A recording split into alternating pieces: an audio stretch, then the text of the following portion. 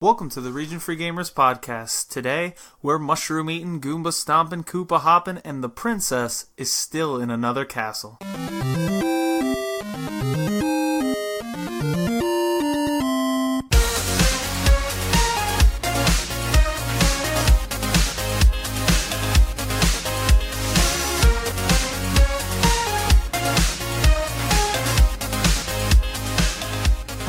And welcome back to the Region Free Gamers podcast, the podcast that is fluent in gaming. As always, I know we talk about this a lot, but please remember to follow us on iTunes, YouTube, Spotify, or any of your favorite podcasting apps, and please leave us a rating and a review or a comment anywhere you listen to the show. Truly is the best way for our little podcast to grow, and we really appreciate all the support you guys have given us. We look forward to bringing you more amazing content every single time. So no preamble to this one, just gonna move on straight to the main topic of today's episode, Mario Brothers. Only OG Mario Brothers here, no Super Mario World, no Super Mario 64, don't even talk to me about Donkey Kong, this is just NES Super Mario Brothers 8-bit all the way. So obviously I'm gonna need a little bit of help with this, and in order to do that, I've enlisted resident New Yorker and possible plumber, I'm not sure what he does on the side, Ozzy. Well, plumbing is my, moonlighting job. Every New Yorker has a moonlighting job, except I don't know if I eat mushrooms. Yes, no. Definitely yes, absolutely yes. This is podcast canon now. Okay, and also the Finnish phenomenon Masa.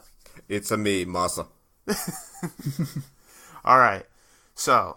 Super Mario Brothers, I don't think we need to sort of introduce this. No ground rules for this episode, aside from the fact that we're only talking NES Mario.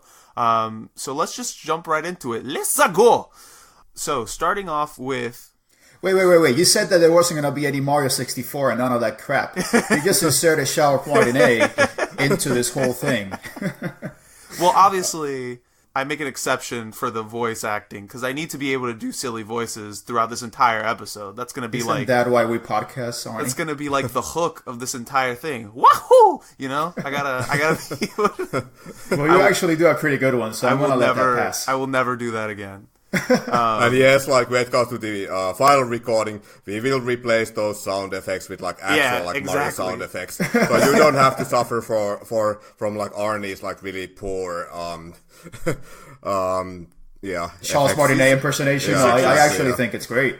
These are just placeholder sounds. I'll start doing Toad and Yoshi in a little bit, and then please don't. We'll really get my ears will start bleeding. All right, so. Just a little bit of background. I know most people know what Super Mario Brothers is. If you don't, then I'm amazed that you're listening to this podcast, first of all. Well, I don't think that this episode is going to do anything with respect to the perception that we are Nintendo fanboys. Yeah. Up to this point, we have not released any Sega episodes. Yeah, that's unfortunate. I hear the rumblings. Only because we haven't done the Yakuza episode yet. That is true. That's right. Well, I guess we have talked about Yakuza quite a bit, so I guess Sega really has been, part of our podcast episodes. Absolutely. Yeah, literally every episode so far. Yeah. Well, I don't know if we're ever going to talk about Sonic because, fuck that guy. But, I don't think this is going to dispel any notions that we favor Nintendo, even though, I'm probably the most Nintendo cynic here. Yeah. But anyways, please, go ahead, Arnie. No, I mean, I think that, first and foremost, Super Mario Brothers, arguably one of the most influential game series of all time. I don't think there's you can come out and say it. I mean, it's the most influential game series of all time. I don't think there's any disputing that. It's definitely, unarguably, one of the most iconic video game characters of all time. Not just Mario, but even some of the other characters have now transcended the video game world and are just part of popular culture as a whole. I mean, it's ubiquitous. Mario is pretty much synonymous with, Japan and video games. It's kind of like Mickey Mouse at this point. Yeah, and I mean, Mario, I've seen some researches that were they basically said that Mario is even more well known than Mickey Mouse, which is insane. And I'm not surprised because a lot of people let's say back in the late 80s, early 90s, like when video games finally like started becoming a bit more mainstream. If I think about, for example, some of my older co-workers or some of my relatives, a lot of them actually, they are like, yeah, I played Mario. Like I know Nintendo. Yeah, Mario is. Yeah, I played Mario back in the day, but I have never played any other video games. Like that's how. I mean, even if you don't play video games, you still recognize Mario. That's pretty much how it is. I mean, but the question is he more recognizable than Pikachu? I don't know. I mean, that would maybe not anymore. Yeah, that would be, I think, the best comparison. Well, Paul is not here, so he doesn't have he doesn't have his platform in order to complain about. Yeah, Pokemon. and I mean they just released Detective Pikachu, so I would say that it's safe to say that Pikachu is bigger than Mario. I mean, Pikachu got painted onto the side of a plane for like Nippon Air or something, didn't they? For like a while. Yeah, they did. Well, it's funny because when they announced that the Olympics were going to be in Tokyo, Shinzo Abe, or was it the Prime Minister? Yeah, I think so, yeah. Yeah, he came out of a warp pipe.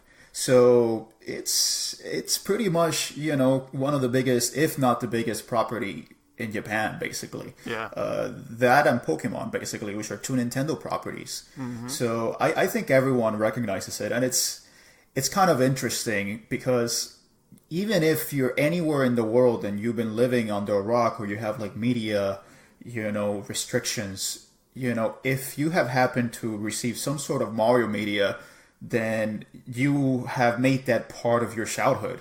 Yeah. Regardless of your circumstances, Mario is recognizable and popular regardless of whatever country you're in, which really is a testament to how universal and beloved this character is.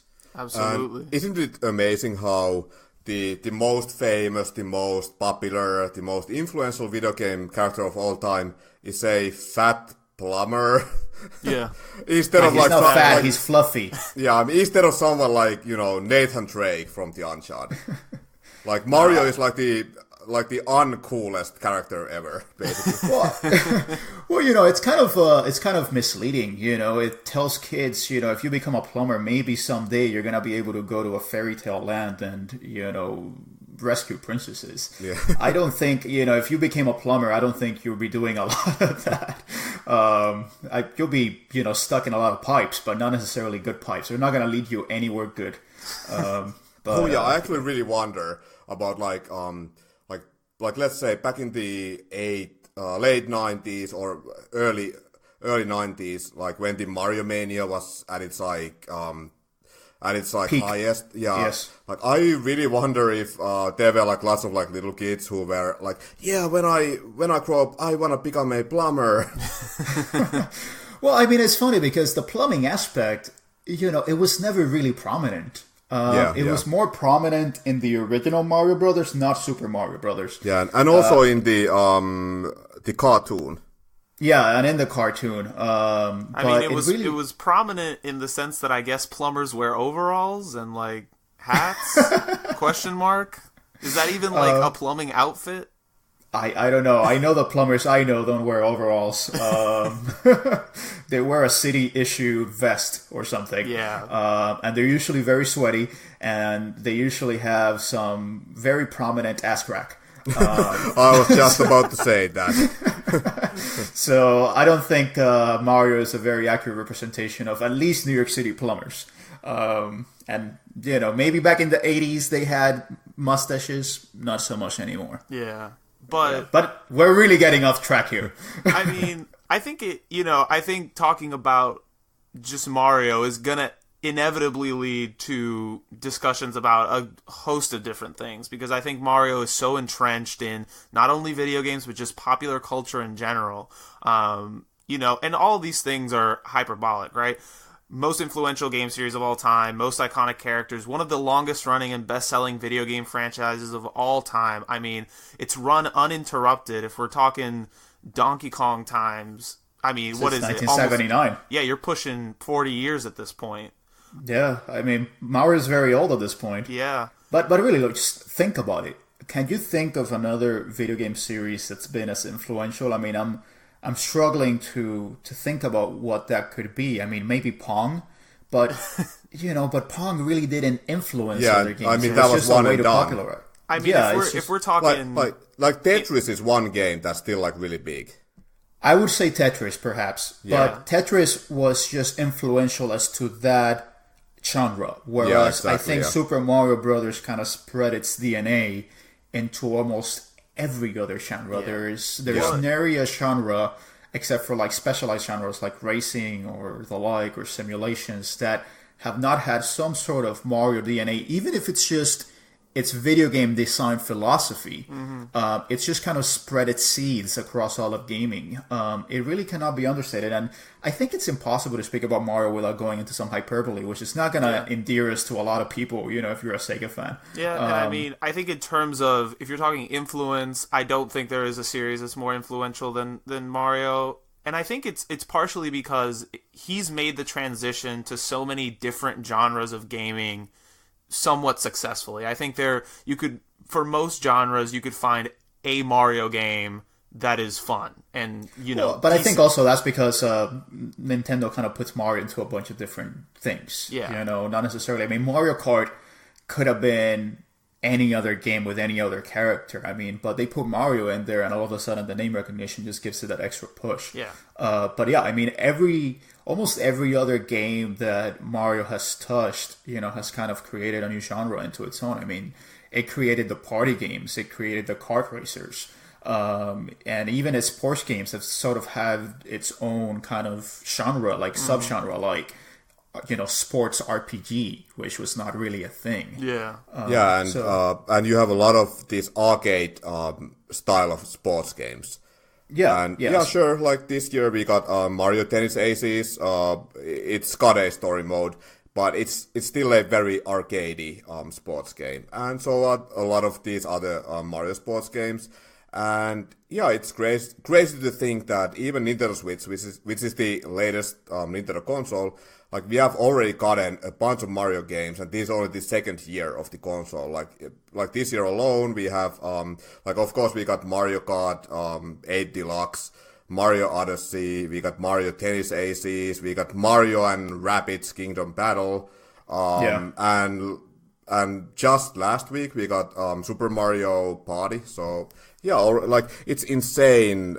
Okay, so I'm not sure if it's always a great thing that Nintendo is like really milking the popularity of Mario, but still, like, all these games prove that Mario is still very relevant. Yeah, absolutely. Yeah. I mean, and I think really when it comes down to it, one of the biggest and most important parts of Mario Brothers is how it really just created this massive generation of gamers that eventually either ended up lifelong gamers or ended up going into game development itself.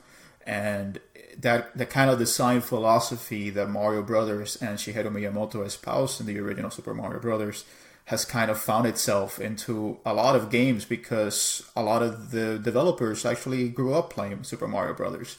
So even, Doom, which was an id Tech game that was done on the PC, there's a clear Mario influence, and they talk about how they were influenced by Mario as well. So it really has found its way into almost every type of game. Yeah. And I think, I did want to take a moment before we, dive into the actual discussion about Super Mario 1, 2, and 3 to mention the original Mario Brothers, which I don't think gets a lot of recognition most of the time from the general game-playing public. But this was, I think, Mario's original coming out as, a named individual character, not as Jumpman in Donkey Kong. But it was a 1983 arcade game released by Nintendo, obviously. Very different from what Super Mario Brothers would eventually become. Obviously, as an arcade game, it's a lot simpler in its design, but still very interesting. You play as 1 to 2 players, Mario and Luigi, and you just try to clear enemies off each screen. That's the goal, is to clear all the enemies off each screen. Yeah, these are turtles, basically, most of the time. But turtles there's also and crabs, flies. Yeah, crabs, flies. But and they come out of pipes. Yes, and so it does carry a lot of what would eventually go into Super Mario Brothers, but mechanically it's very different. There's no jumping directly onto enemies. You have to hit them from below to get them to flip over, and then sort of kick them off screen by running into them. Well, what I loved about it originally, I originally played this on one of those Famicom 100 game cards that used to be trafficked in places that didn't really get these games. The fun part about it is that it could be played co-op. Yeah. So it was extremely fun to play that with friends or my little brother because you could cooperate or you could be an asshole. Yeah. So it really presented this new environment where you weren't competing against each other necessarily, but you were cooperating. And for me, that was a brand new way of playing games, because usually it was a head-to-head matchup rather than, okay, we're doing this together and we have to figure out how to best clear the stage. So I found it to be very different for the time. What about you, Masa? Have you ever played the original Mario Brothers? Actually, I have. But I have to say that it wasn't the original version that I played first, because it is also included in Super Mario Brothers 3, and that's the version that I played first. Okay. Did you get Super Mario Brothers 3 originally, like on the cart? Yeah. Awesome. Yeah. I would say, okay, so maybe we will talk about the Super Mario Brothers 3 version a bit later. Yeah. But yeah, I would say the original game I actually played after the Super Mario Brothers 3 version, and oh my god, the difference is basically like night and day, and it's not pretty for the OG version. Like, to be honest, I don't think the original version is very good. Okay. Like if you have played the Mario 3 version with the Mario 3 controls, where you can actually, like, when you jump, you can change the direction mid-air and so on. It just feels like so much more fluid. And so do you feel it's the physics that make it an inferior version? Yeah, basically. And I just recently, now that there's the Switch online service and you can play NES games, Mario Brothers is like one of the games included in that service. I played it for a few minutes with my girlfriend, and oh my god, yeah, it was really rough. As much as I love Mario, and as much as I love the Mario 3 version of that game, I would not recommend the original version. Yeah. I wonder how many people have clicked on Mario Brothers thinking it was Super Mario Brothers and then asked themselves, what the hell is this? Oh, there has to have been quite a few. I mean, I think that's what sort of happened to me is I played it. I never played it on the NES, but I did play it in the original arcade machine when I went to a convention a few years ago. And like Masa said, it's a little rough around the edges now. But it's still a fun little game. I mean, I was terrible at it, so it's not like I got to see very much of it. But it's like Ozzy said, I think it's a very good like cooperative experience, and the fact that it's so different from what you're used to mechanically with Mario now, it takes a little bit of adjustment to like not want to jump directly on enemies and stuff like that. But once you sort of get the hang of it, you know, it's a nice little diversion. I wouldn't play it extensively, but you know, overall, I think a solid arcade, you know, game by Nintendo during this time.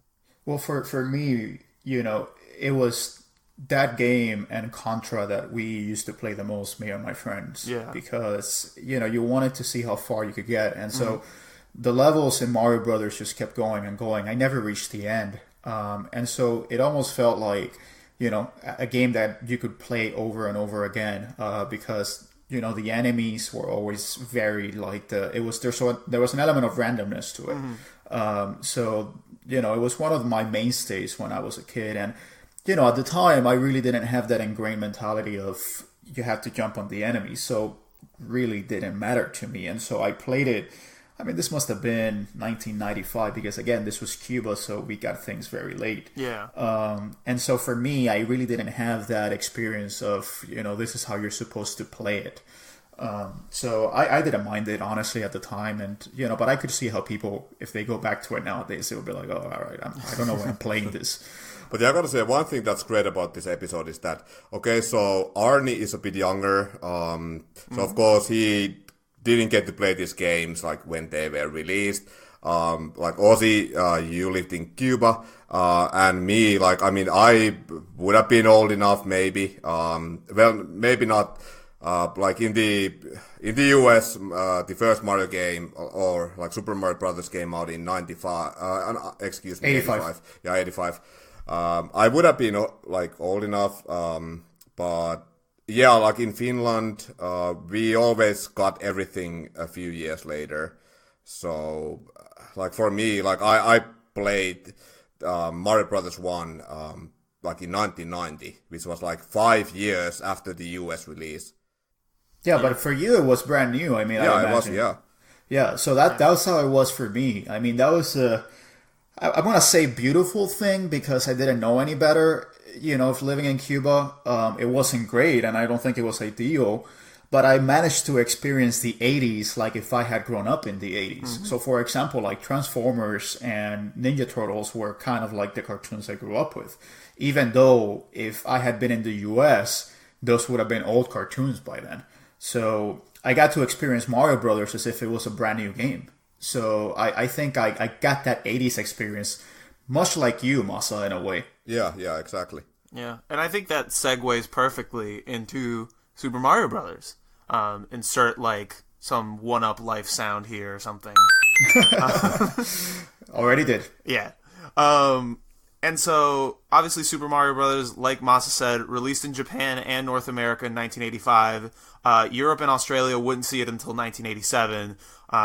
So you weren't... As always, Europe gets shafted. Yeah. So you weren't that far off, Masa. I mean, it was 3 years after it had been released. I don't know if it maybe was released in Finland even after that. Yeah, it most likely was. Okay. Because, well, okay, I was born in 83. Mm-hmm. I was 7 in 1990. Okay. And like, to be honest, I don't really remember much like NES presence in Finland. Maybe, okay, so my memory is a bit hazy because I was a little kid back then, but maybe like 89, maybe like, at least when it comes to my neighbors and my friends, like, people started getting NESs like around 89 and 90. Okay. So, yeah. And I mean, let's just run down this, design team real quick. Co-designed Takashi Tezuka, music composed by Koji Kondo, programmed by Toshihiko Nakago and Kazuaki Morita, and directed, produced, and co-designed by Shigeru Miyamoto. I don't think he's done anything since then. He sort of largely disappeared from the video games industry, but we thank him for his service. Enigmatic, reclusive figure that was never to be heard from again. I mean, just a murderer's row of like amazing figures in the video game world, that will... they've already gone down in history, but will be remembered far after, they stop working. Because I think most, if not all, these people are still working at Nintendo, and they couldn't have known it back then, but I mean, you couldn't have asked for a better team on a video game for each of these individual components. I think that Super Mario Brothers' importance to video games, I think specifically in North America, is hard to overstate. The release of Super Mario Brothers is often cited, along with obviously the release of the Nintendo Entertainment System, as playing a significant role in helping the video game industry recover from the North American video game crash, which occurred a few years before in '83, I believe. Yeah, I mean, and the thing about Super Mario Brothers is that even when you go back to it now, you go back to some of the Atari games and they feel very rudimentary. It's almost like sticks and figures. And it doesn't really feel fun to go back to those games. At least I don't feel that way. I mean, I'm sure that, if you have an element of nostalgia, you really, like going to those games. But there's a reason why there's not a huge, like, collector's presence for Atari or Commodore 64 and Intellivision, ColecoVision. There are, as always, but it's not as fondly remembered simply because it just didn't really feel like those games aged well. But compared to those games, Super Mario Brothers felt like a step forward that was miles ahead of what everyone else was doing. So, in Europe there wasn't the video game crash. In Japan there wasn't a video game crash, but for the US, you kind of go from almost like the Stone Age, and then you leap into the Iron Age or Steel Age, with Super Mario Brothers. And it felt like, okay, well, those were, old school games. Now this is the future, really. Yeah. And I think, there were a lot of elements that really contributed to that. I think the physics in Super Mario Brothers is something that it took years for other developers to really catch up to it. I mean, you play even games from 1987 from third-party developers, and they just really don't hold up in terms of the physics. The level design was very intuitive. It really taught you how to play just by default. You really didn't need a tutorial. And the graphics were simplistic, but they were colorful. So it just, on every angle, it's a game that was miles ahead of what everyone else was doing, even its contemporary peers on the NES. Yeah, I mean, and circling back to what you said about Atari a little bit, one of the things that was brought to my attention a little while ago that I never really thought of is with the NES, with the black box games, we start seeing this trend in video game box art where they show the actual graphics from the games that you're going to be playing, right? So when you're talking about Atari, ColecoVision, and television, a lot of that stuff is beautiful. I mean, it's hand-painted, like, really epic sort of some designs. of the best cover arts of all time. Yes, but when you actually pop the game in and you start playing, it doesn't look like that anymore. And so for me, I was like, it's very interesting that, especially with Super Mario Brothers, that cover is so cool. Like, as a kid... I have to interrupt you, but... In Europe, it was different. We actually got hand-drawn, like all these black box games, even like Mario Bros, and of course like Super Mario Brothers. Like we actually got these like cartoony, like hand-drawn, Didn't you guys pictures. Get the like closer to what the Famicom covers were? Yeah, no, exactly. I think they got that. Yeah, I think they got that. That's exactly like the art style. Yeah, like we did really get those, like the game graphic kind of covers. Well, but that was because it was different here in the US. I think the marketing team here, Nintendo of America, they knew that because of the video game crash, one of the aspects of it was that, as you mentioned, Arnie, you didn't really get what you bought, on what was on the cover. So they wanted to make sure that there was a representation of the actual video game graphics so that you didn't feel cheated. Yeah. Well, and I think part of it is also that we finally gotten to the point with graphics that the covers would look good. Yeah, I mean, can you imagine E.T. as a cover art? Or even, Atari Pac-Man as a cover art? I mean, if Atari Pac-Man was shown on the cover art, people would have been, very aware that they were being cheated when they bought this game. So I don't think that you could really pull that off.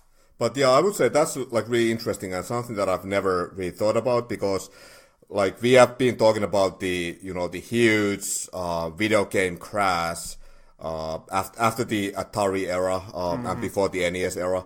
But like in Europe, okay, I'm not gonna speak for the entire Europe, but at least in Scandinavia, especially in Finland, like we had some PC or like computer based I'm not sure whether to call them video game systems, but like we had Amiga and Commodore 64 and so on. But basically the NES was the first one, and that's something that like that's the console, and especially like Mario Brothers, like those made video gaming popular, or not just popular, but they actually made video games a thing in Scandinavia and in a lot of European places. Yeah, it's almost like you skipped the Atari generation. Yeah, exactly, yeah. Which you didn't miss out on much, honestly. Yeah, I know. But like, personally, I did not know anything about video games until I started seeing all these like ads and commercials for the NES. So did you actually get commercials for the NES back in Finland? I think it was more... I don't remember seeing actual like TV commercials. Yeah. Maybe actually, now that I said that, there must have been some. Of course, we had Saturday morning cartoons. We got, He-Man, Transformers, Turtles, and so on, there must have been NES commercials with those.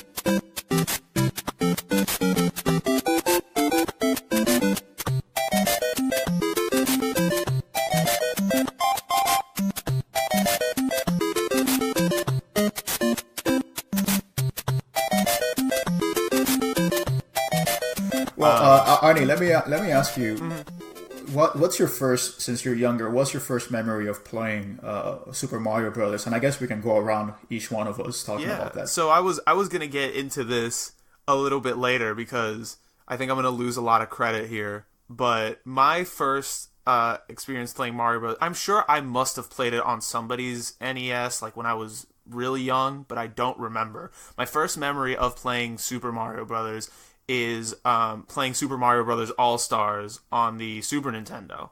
And then later on also playing Super Mario Bros. Deluxe on the Game Boy Color, which I think was the one I sank the most time into. But I loved it. I mean, what's not to love? From the very beginning of the first world, I was like immediately hooked.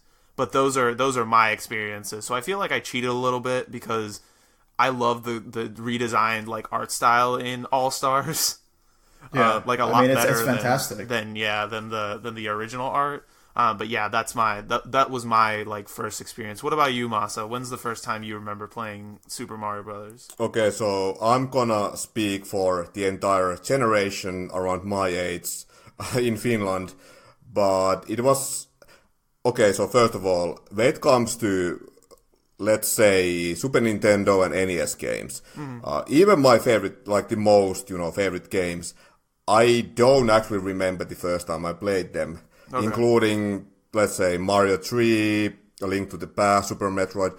I don't really remember what it was like when I first played them.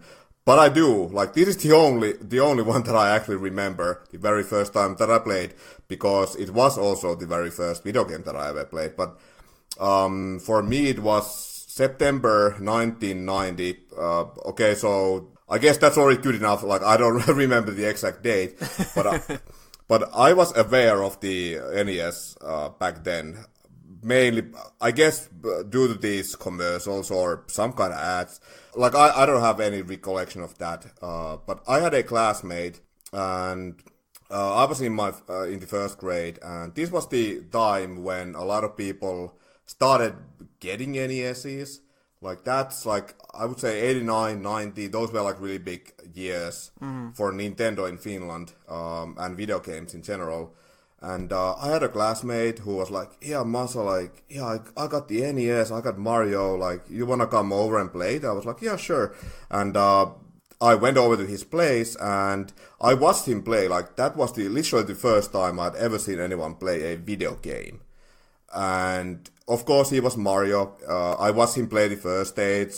He had the console for, I don't know, maybe a few weeks. He was able to beat the stage like fairly easily. And then, of course, I played as Luigi. It was my turn, and I never made it past the first Goomba. Like, naturally. Like, yes. But I'm gonna say this because I'm gonna blame it on the color, because I was Luigi, and you have like some grass on the background or like some trees. So, and Luigi's green, so I couldn't tell the difference between those. So that's my excuse for dying right away. First Goomba is always. I'm sure I died to the first Goomba when I first most played likely Mario Bros. And the same thing happened to actually. I have a friend, and this was a few years ago. But my friend was. He's got a. I don't remember how old he is nowadays. Maybe 8 or 9. But back then, his son was 5, and he was like, "Okay, so Masa, I would like to." Have my son play a video game for the first time. Like, can we come over and play something, and I was like, yeah, that's really great. I'm gonna make him play Super Mario Brothers, because that was my first game. And yeah, the same thing happened to him. Like, the first Goomba killed him, but yeah, we kept playing and playing for a while, and then eventually, like, this 5-year-old kid made it to the end, and yeah, it was really amazing. Yeah, that's awesome. I mean, it's kind of built around that way, that eventually you do end up figuring it out, even if you're a young kid, because let's say that you jump a little bit too prematurely and you accidentally step on the Goomba, and then, oh, the Goomba died. And so it just kind of becomes very intuitive, but it's kind of like you could see the child's brain at play, really kind of trying to connect the dots and connect the puzzle. So it's very interesting because it really shows you how the mind kind of learns. Yeah, and we actually played that game, and then also Super Mario 3D World on the Wii U, and it was interesting to see how a little kid, it's way easier for someone who has not played video games and who's, well, young, to actually like understand the 2D gameplay as opposed to like 3D. It was interesting to watch him try playing Super Mario 3D World, because like the controls and the whole thing that you can move like 360 and you can go anywhere, like that was like very like the concept itself was like really complicated for him. Mm-hmm. Yeah. What about you, Ozzy? What was your first memory, and did you make it past the first Goomba? I actually did. I mean, and I don't know if that was a testament. Oh my god, the black sheep of region free gamers. It is. Yeah, I mean, I don't know. Pro gamer. I wasn't, but I actually did. And I think it was because by the time that I played it, there were a few other friends that had already played it. So they were just kind of like, yeah, you just have to step on them. So I don't know. I mean, it was just kind of intuitive to me. I really, because of that, I didn't know that making it past the first Goomba was a thing. But no, I mean, I think I've told this story before on the podcast, but as you know, in Cuba, we really didn't get any video game systems. So the only video game systems that we got were those systems that were sent over by family that were abroad. So let's say, in the 1990s, a lot of families started leaving Cuba because of, the fall of the Soviet Union. And there was a huge food shortage. Everything just kind of started crumbling. So a lot of people started leaving Cuba. And before that, you really didn't see an influx of video games. Maybe there was an Atari here or there, but the economy was doing well because you still had the Soviet Union subsidizing a lot of the industries in Cuba and like the sugar industry and stuff. So there really wasn't a need to look abroad. There really wasn't a need to. So I'm pretty sure there was like a Dendy, in Cuba, which was the Russian NES knockoff. Yep. But there really wasn't a need to look abroad. But in the 90s, you started really getting different systems simply by the fact that more people started living and they started sending systems into Cuba. And so that's when you started seeing the NES. You started seeing, I don't remember seeing a Master System, but by that time, the Super NES was already a thing. So it's kind of funny because the NES and Super NES were kind of sent simultaneously to Cuba, so you didn't really know that one came before or after the other, even though there was a clear graphical difference. And so the people that received the systems from family abroad, what they would do, since there was such a money shortage, they would rent it out. So you would rent it out for an hour, and for an hour it was 20 Cuban pesos. Okay. So if you were able to afford it, you would do that. But that's one of the things that people don't understand about a communist system. Like, you can't really go to a store and, there are like markets stocked with like video game systems. You don't really have stores like that. Everything that you would see in a store would be whatever the government put there, and it would be produced by the government. So the only way to really play video games was through the systems that were sent along. So I remember my neighbors, they actually rented the NES, and it was the toaster. So the one that you opened up, and there was a slot, and you inserted a kind of like a cassette tape. And it was funny because you had that one and the Famicom kind of side by side, and it's interesting because they actually called it the Family. It wasn't really called the NES, so people in Cuba called it the Family, because of family computer, system. Yeah. So that's how they called it. But I remember my neighbors, they rented it, and I remember because they lived in a second floor, and it's just kind of like such a vivid memory. And so I went there, and it was the Duck Hunt and Mario Brothers cassette, cart. And so we started playing Duck Hunt, and it was awesome. And then right after that, we played Super Mario Brothers, and yeah, for me that was kind of it. I mean, I distinctly remember it that I just didn't want to stop playing it, but I hadn't rented it. This was my neighbor, so I just had to give up the controller and watch them play. But eventually, I had a neighbor that, as I mentioned in one of the prior episodes, they had a Famicom and they had the carts with like a bunch of different games, and so that's how I ended up playing a lot of Super Mario Brothers and played Contra and all those other games. So I mean, it's one of, I can remember the first game I played, which was an Atari game, and I remember not really caring for it, but I do distinctly remember that Super Mario Brothers was the moment, that and Duck Hunt was the moment that I really thought, okay, games are pretty cool, and I really like this, and I want to learn more about them. So nice. It was a very good experience, all things considered. Yeah, for sure. And with that, I mean, I think that World 1-1, first level of Super Mario Bros., best introductory level in video game history, question mark? It might be.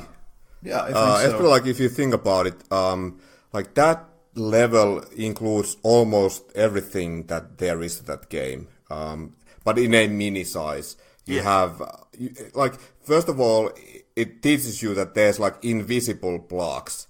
Like there's the, like fairly early on to the level, there's an invisible one-up block. There's also a pipe leading to an secret underground area, and you even get every power-up in the game. You get the mushroom really early on. I mean, of course, you also get coins, and then if you don't take any hits, then you can basically like level up to fire. Like you get a fire flower, and you can even get the superstar. Yeah. And the level design itself is also like, you have these bottomless pits. You have enemies, different kind of enemies too, and I think it's kind of like the entire game minus the castles in mini size. I don't know what you guys think. Yeah, I mean, it sort of hits you with everything all at once, right? All these bright, colorful graphics, that Super Mario Brothers theme, that, I mean, who could forget? And then you sort of on your way, and I think you said it perfectly. It's sort of encapsulates everything, most of everything that you're going to find in the game in that one sort of stretch of level, and sort of gives you, there's no major like enemies aside from like Goombas and a few Koopas, so it sort of lets you take your time and figure everything out. I think it's, it's got to be one of the best. It's very intuitive. It sort of walks you through how to do everything without telling you how to do anything. Yeah, and I think it really sets the stage for the kind of philosophy of Mario, which is that, whereas most games before that were just kind of run from left to right, yes, Mario had the left to right mechanic, but it also had secrets. So the levels kind of also went into, other places and the like. So, it was more exploratory than other games were at the time. So it really set the stage for what the game experience would be like. Yeah, absolutely. And 32 levels total. So 8 worlds, 4 levels each. Last one always being a Bowser castle of some kind. This game is hard, at least for me. I never beat it. Did you guys ever beat this game?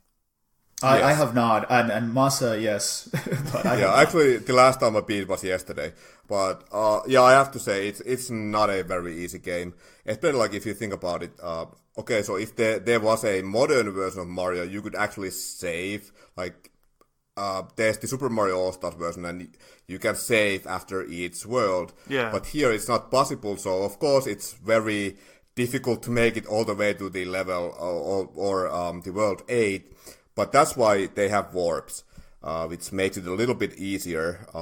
But there's some really brutal things. And yesterday when I was replaying the game for the millionth time, like one thing that really stood out to me was you have a few castles like these, like Bowser castles, which aren't as straightforward as some of the earlier ones, because they contain puzzles, and as you progress the castle, you have to find out the correct way, and if you don't, then it's just like the level will basically reset, and you have to go through it over and over again.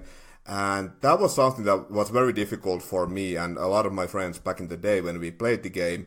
And like, for example, like let's say the World 4 castle, it's the first one with that puzzle mechanic, and yeah, like I personally I didn't finish it like myself, and it wasn't until I saw my friend do it, and I was like, oh, okay, so that's how you do it. Because back then, obviously, like, we didn't have internet, like, we, couldn't go on GameFAQs or YouTube and check out the answer to this puzzle. Yeah. And that, like, those kind of elements are what made the game very challenging. Mm-hmm. Like, you could make it to level, or World 4, I believe, World 7 also has a castle like that. You could make it there and then just endlessly run around until the timer runs out and you die. And that just keeps happening, and then you have to play the game all over again. So yeah, it's a very difficult game. I mean, and I don't know, because I don't know about your experience, but for those of us that are very young, any of our young listeners that haven't really played this, or if you haven't played Super Mario Brothers, whoever that is, you know, in the World 2, 1-2, you can actually go above the level and kind of just break the level in a way. I don't think it's really breaking when it's part of the design. Yeah. And then you have the warp room. So you have 3 pipes that you can warp into, future worlds. And I don't think, at least in my experience, it wasn't until very, very late that I actually played Mario in its regular order without going through the warp pipes. And I think that a lot of kids are like that, because once you discover that, you're like, whoa, why would I go through the regular order? I might just go into World 4. And so I think that most kids did that, to be honest. And that was actually one of the coolest parts about Mario Brothers, which was you could find the secret. And secrets were an indelible part of the Mario Brothers experience. There was always the idea of, like, you can break this game, or there is this secret that you can discover that makes the game easier or allows you to kind of bypass some of the levels. Yeah, it makes sense from the game design-wise, because if you think about Super Mario Brothers, like, you can't save your game, and if you play the game, it's not a short game, because, okay, the levels aren't super long, but still you have 8 worlds, and each world has 4 stages. Mm-hmm. So it's quite long, and you can't save, so that's why you have to have this warp, so you don't have to play through, like, each level over and over again.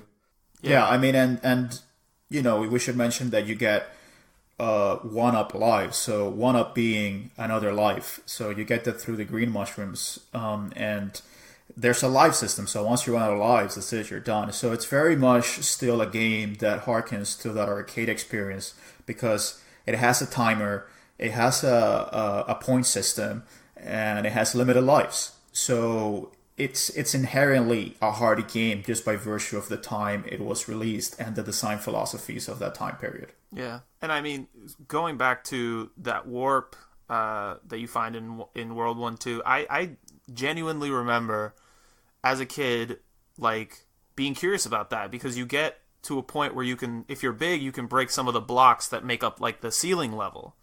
And I was like, I wonder if I could make that jump. And in my mind, I was like, there's absolutely no way, because Mario's sprite was too big to fit that space. So I was like, there's no way.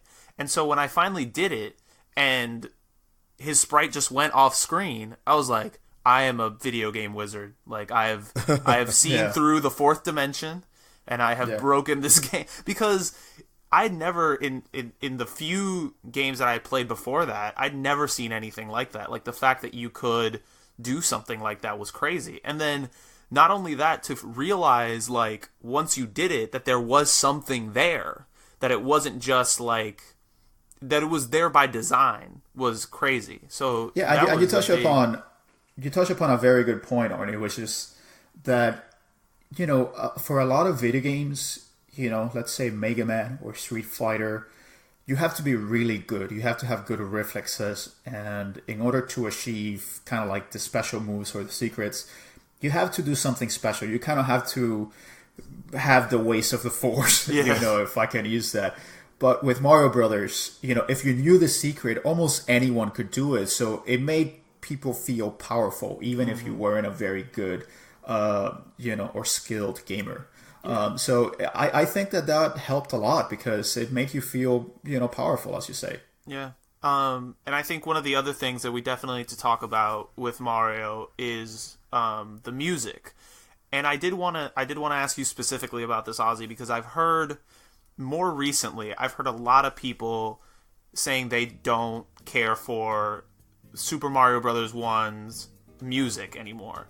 And who are they, and what's their address? Well, I think it makes I will hunt them down. I think it makes sense in the fact that it's been saturated so much compared to any other video game music or theme that you've heard. Like, specifically the original Mario Brothers theme has been played so many times in so many different games that I could see people becoming tired of it. But I wanted to know what your opinion is of this soundtrack now, like nowadays. Well, but that doesn't detract from the quality. I mean, I have listened to Call Me Maybe 1,000 times, but I still think it's one of the greatest pieces of pop history. But I don't think it detracts from the quality of the soundtrack. You know, look, it's simplistic in a way, but it's beautiful and perfect by virtue of that simplicity. It's recognizable, and I think if people complain, it's really because they have heard it too many times, and they're just kind of saying, you know, Nintendo, you know, compose something new. But I think that even in the context of new Mario Brothers music, there really hasn't been music that's as memorable, you know, as the music that Koji Kondo, who was the composer for all of these games, created in the 8-bit and 16-bit era. I still think it's fantastic. You know, and again, a lot of hyperbole, but it's a ditty that, you know, a melody that is instantly recognizable to anyone. And I remember when you had ringtones back in the day with cell phones. You know, a lot of the ringtones were Mario Brothers track, you know, the World 1-1 track. Yeah. So it was either that or like the Starman jingle, which is another amazing piece of music. You know, it's kind of like you know, Koji Kondo kind of touched upon this kind of ragtime piano melodies. And I don't know. I mean, I think it holds up. I can listen to that over and over again. Yeah, it's short. It kind of loops onto itself. But I think that it holds up. And whoever says that it doesn't hold up, honestly, they're just being contrarians. And like I said, give me their address and I'll hunt them down. I mean, I agree with you. And I think that when I think back to when I played Mario and the other games I was playing at that time, and again, I know we've been heaping praise upon Mario Brothers, so I don't want to seem like there's nothing wrong with this game, but there probably isn't anything wrong with this game. But it was the first time that I thought video game music sounded like music. You know what I mean? Like, it wasn't just beeps and boops and sort of that. There was like a rhythm, a melody to it that just sounded much more melodic and much more musical than some of the earlier games that I had heard of.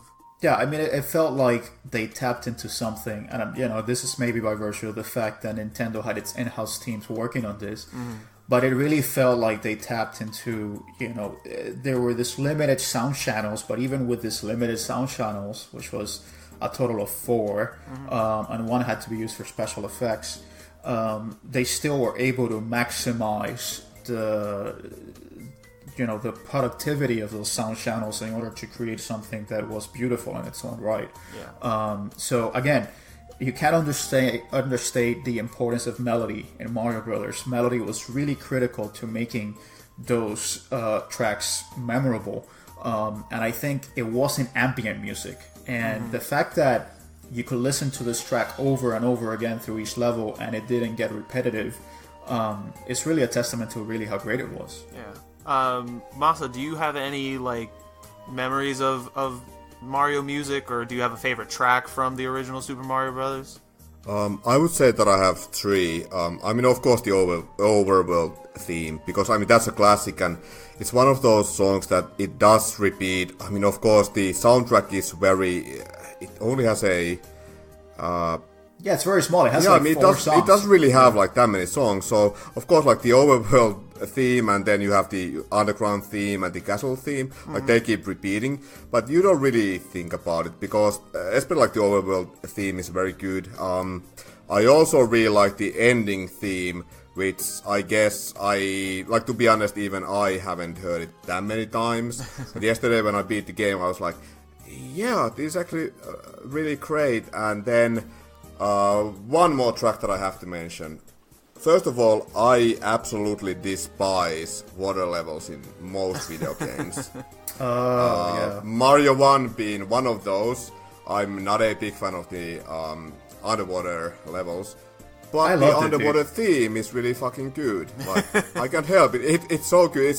It's weird because it's so relaxing. And it really does feel like an underwater theme. Yeah, it's interesting because whereas the Overworld theme is more influenced by ragtime music, the underwater theme is a waltz, really. So it sounds like it makes you feel like you're floating, like a waltz. So that's why, I mean, I love the underwater level, so I'm sorry. I mean, maybe you played Teenage Mutant Ninja Turtles, Masa, when you were a kid, and you were traumatized by that underwater level. I am absolutely traumatized by that game and that damn level. Yeah. And I think, to wrap up our discussion on Mario 1, obviously we've talked about how influential this game is, how amazing it is, how impactful it was in not just video games, but culture as a whole. So the inevitable question is, with it being released so many years ago, so many re-releases, so many ports, Nintendo's still putting this game out for people to buy, is Super Mario Bros. 1 overrated? Masa? I would say no. Okay. Is it the best Nintendo game or the best Mario game ever? No.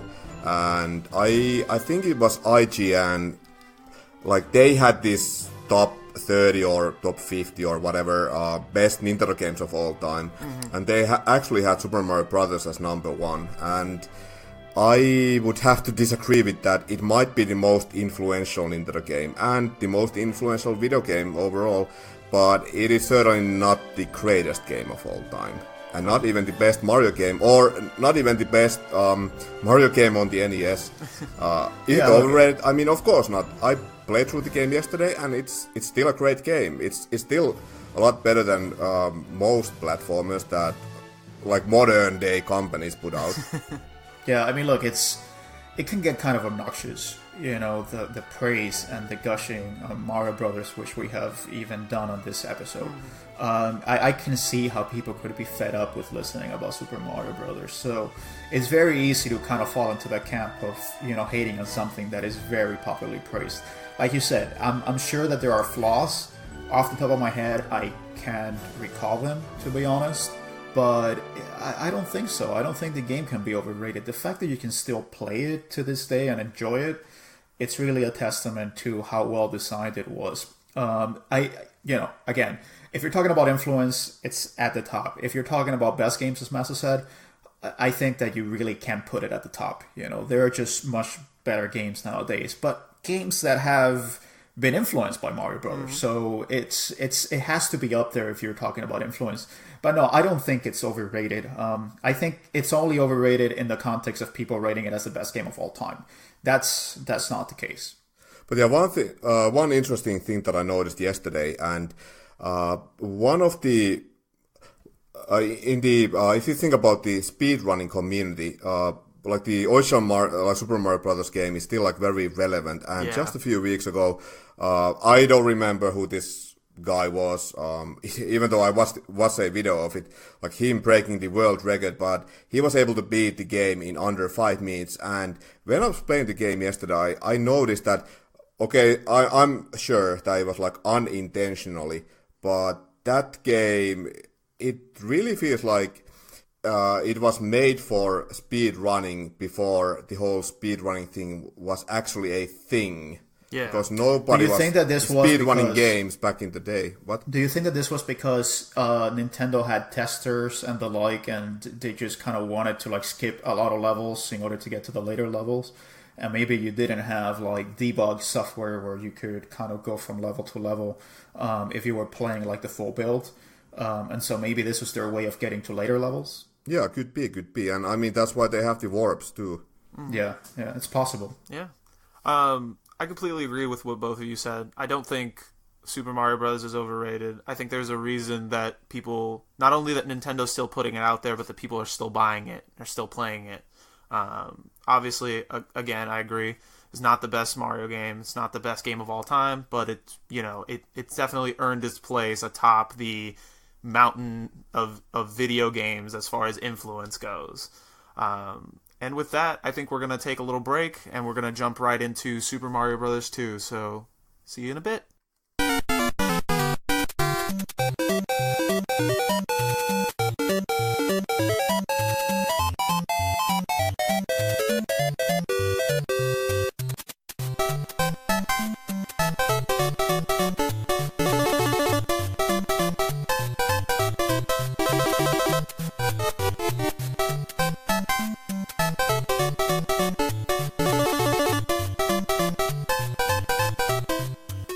Welcome back, everybody.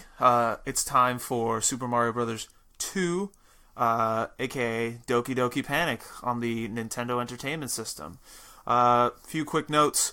Released in October 88 for North America, Europe, and Australia. Got it in 1989. And Japan actually got it in 1992.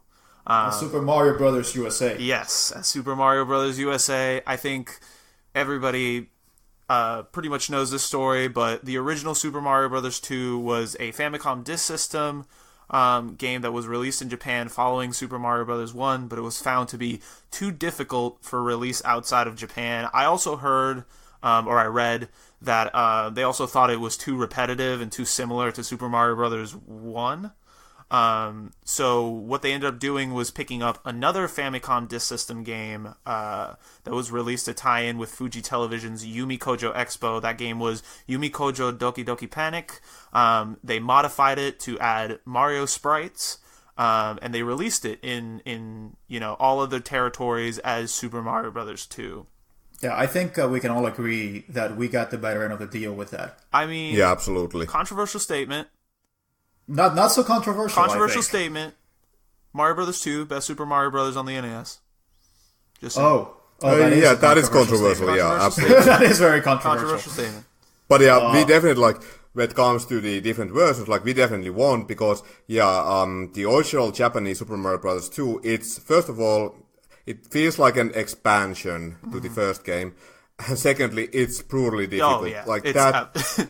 I mean, I have played every Mario game, and that's probably the hardest one out of all. I have never made it past the stage 7-3, I believe. Yeah, I don't know if this is controversial, but the Lost Levels is actually a bad game. It's just not a good game. That might be controversial. No, I don't think so necessarily if you play it, because you're going to hate it, and you're going to hate the developers if you play it. It's a game that actively spites you. It's a game that actively, you can call it a subversion, you can call it kind of flipping the rules on their head, but at the end of the day, it's a game that's not fun to play. Compared to Super Mario Bros., the original one, which is still very much a fun game, that game from the very first world, it's almost like it's challenging you to beat it. It's like, you're not going to get past this, and we're going to laugh at you and the many times that you will die. Yeah, I actually genuinely think it's a bad game, but it's up for debate. And honestly, I don't think that should be the focus of the proper Super Mario Bros. 2. Yeah. But what's interesting is that like Nintendo nowadays, they still kind of follow the same design philosophy. If you think about the expansion of Splatoon 2 and also Breath of the Wild, they released like ridiculously difficult expansions to those games. And the Lost Levels, like let's just call it the Lost Levels. Mm-hmm. It's basically like the main game, and like to be honest, it's not like different enough to be a sequel kinda. So let's just call it like an expansion. But Super Mario Brothers 1A, the Lost Level. Yeah, pretty much. And yeah, I mean, I would have to agree with Ozzy. Like, it's not a like.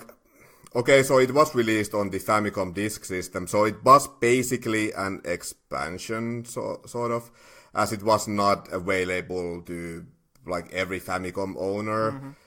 Which is why I'm still a bit surprised that they released it as a sequel to the original game. It should have been just like an expansion. Yeah. I do wonder how many kids in Japan were just pissed off with the game. And to be honest, if I was a kid, I would have probably sworn off Nintendo after this. I would have probably not cared for Mario after this because I would have been just that pissed off. Yeah, I mean, to be honest, it's not a fun game. It's not fun in a challenging way. Yeah, I mean, so I don't know what Shigeru Miyamoto was going through at the time when he designed this game, but yeah, it doesn't really reflect well upon their design philosophy there. Yeah, I mean, it actually feels like nowadays when you have Mario games, let's say you have the like maybe like 8 worlds. Anyone like the main game is not very challenging nowadays. Like almost anyone can get through the main game, but then you have the special worlds, which are for like the hardcore Mario players, and that's exactly what like Mario 1 and the Lost Levels feel like. Like the Lost Levels, it's not for the general Mario audience, but it's only for like those hardcore, like really, really hardcore players, which is like, I don't know, 1%, maybe like 1% out of all the players. Yeah.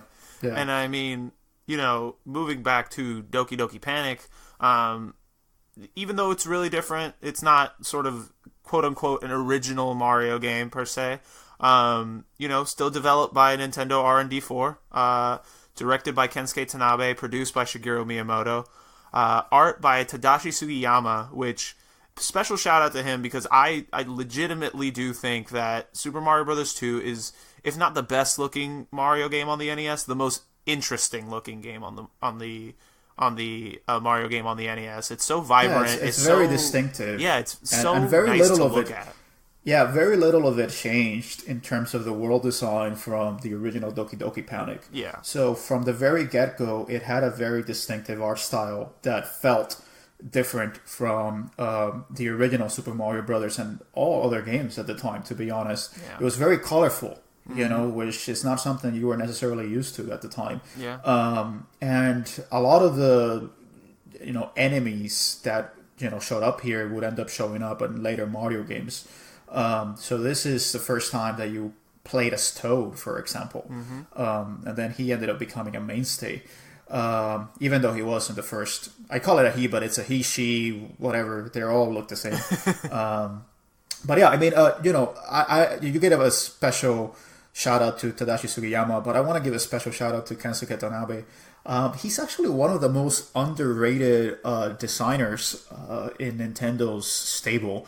And he was one of the guys that really stewarded the Metroid Prime franchise. Mm-hmm. And nowadays, he's still very heavily involved with retro. So he worked in the Donkey Kong Country retro games. Yeah. And, you know, it really feels like he's someone that really hasn't gotten a lot of recognition, but has been one of the, you know, kind of quiet, you know, great influential developers of the time. And I think what he inserted into Mario that was very critical to later games was the sense of verticality. Yeah. You know, that no longer were you going from left to right, but you were also climbing. And I think that was something that kind of became ingrained in a lot of Mario games. Some of them more or less than others, but at least Super Mario Bros. 3, which we'll talk about later, that was very much an influence in that game. Yeah. And I think also Koji Kondo still doing music for Mario, still doing a really good job, I think. You know, one of the things that you said that I really noticed when I played it is the verticality of this game. Original Super Mario Brothers just going left to right. Actually, that's not even true. Just going right, because you can't go back. Super Mario Brothers 2, you can go left, you can go right, and you can go up. There are a lot of levels that are designed to go up, Even the first level when you drop in out of a door off like a cliff, and you're just going, and it shows you, like, as you're going down, at least 2 to 3 screens. So from the get-go, like, there is more to this game than just the screens I'm going to in either left or right direction. I can also go up or down. Which was a game changer, because now you've sort of expanded what you can do with a level so much more. So that was always really fun to, like, climb the waterfalls and go up the cliffs and stuff like that.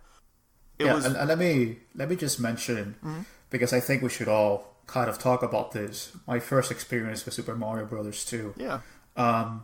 For a long time, this was my most hated Mario game. Really? What? That may be a controversial statement, but I freaking hated this game. I don't know why.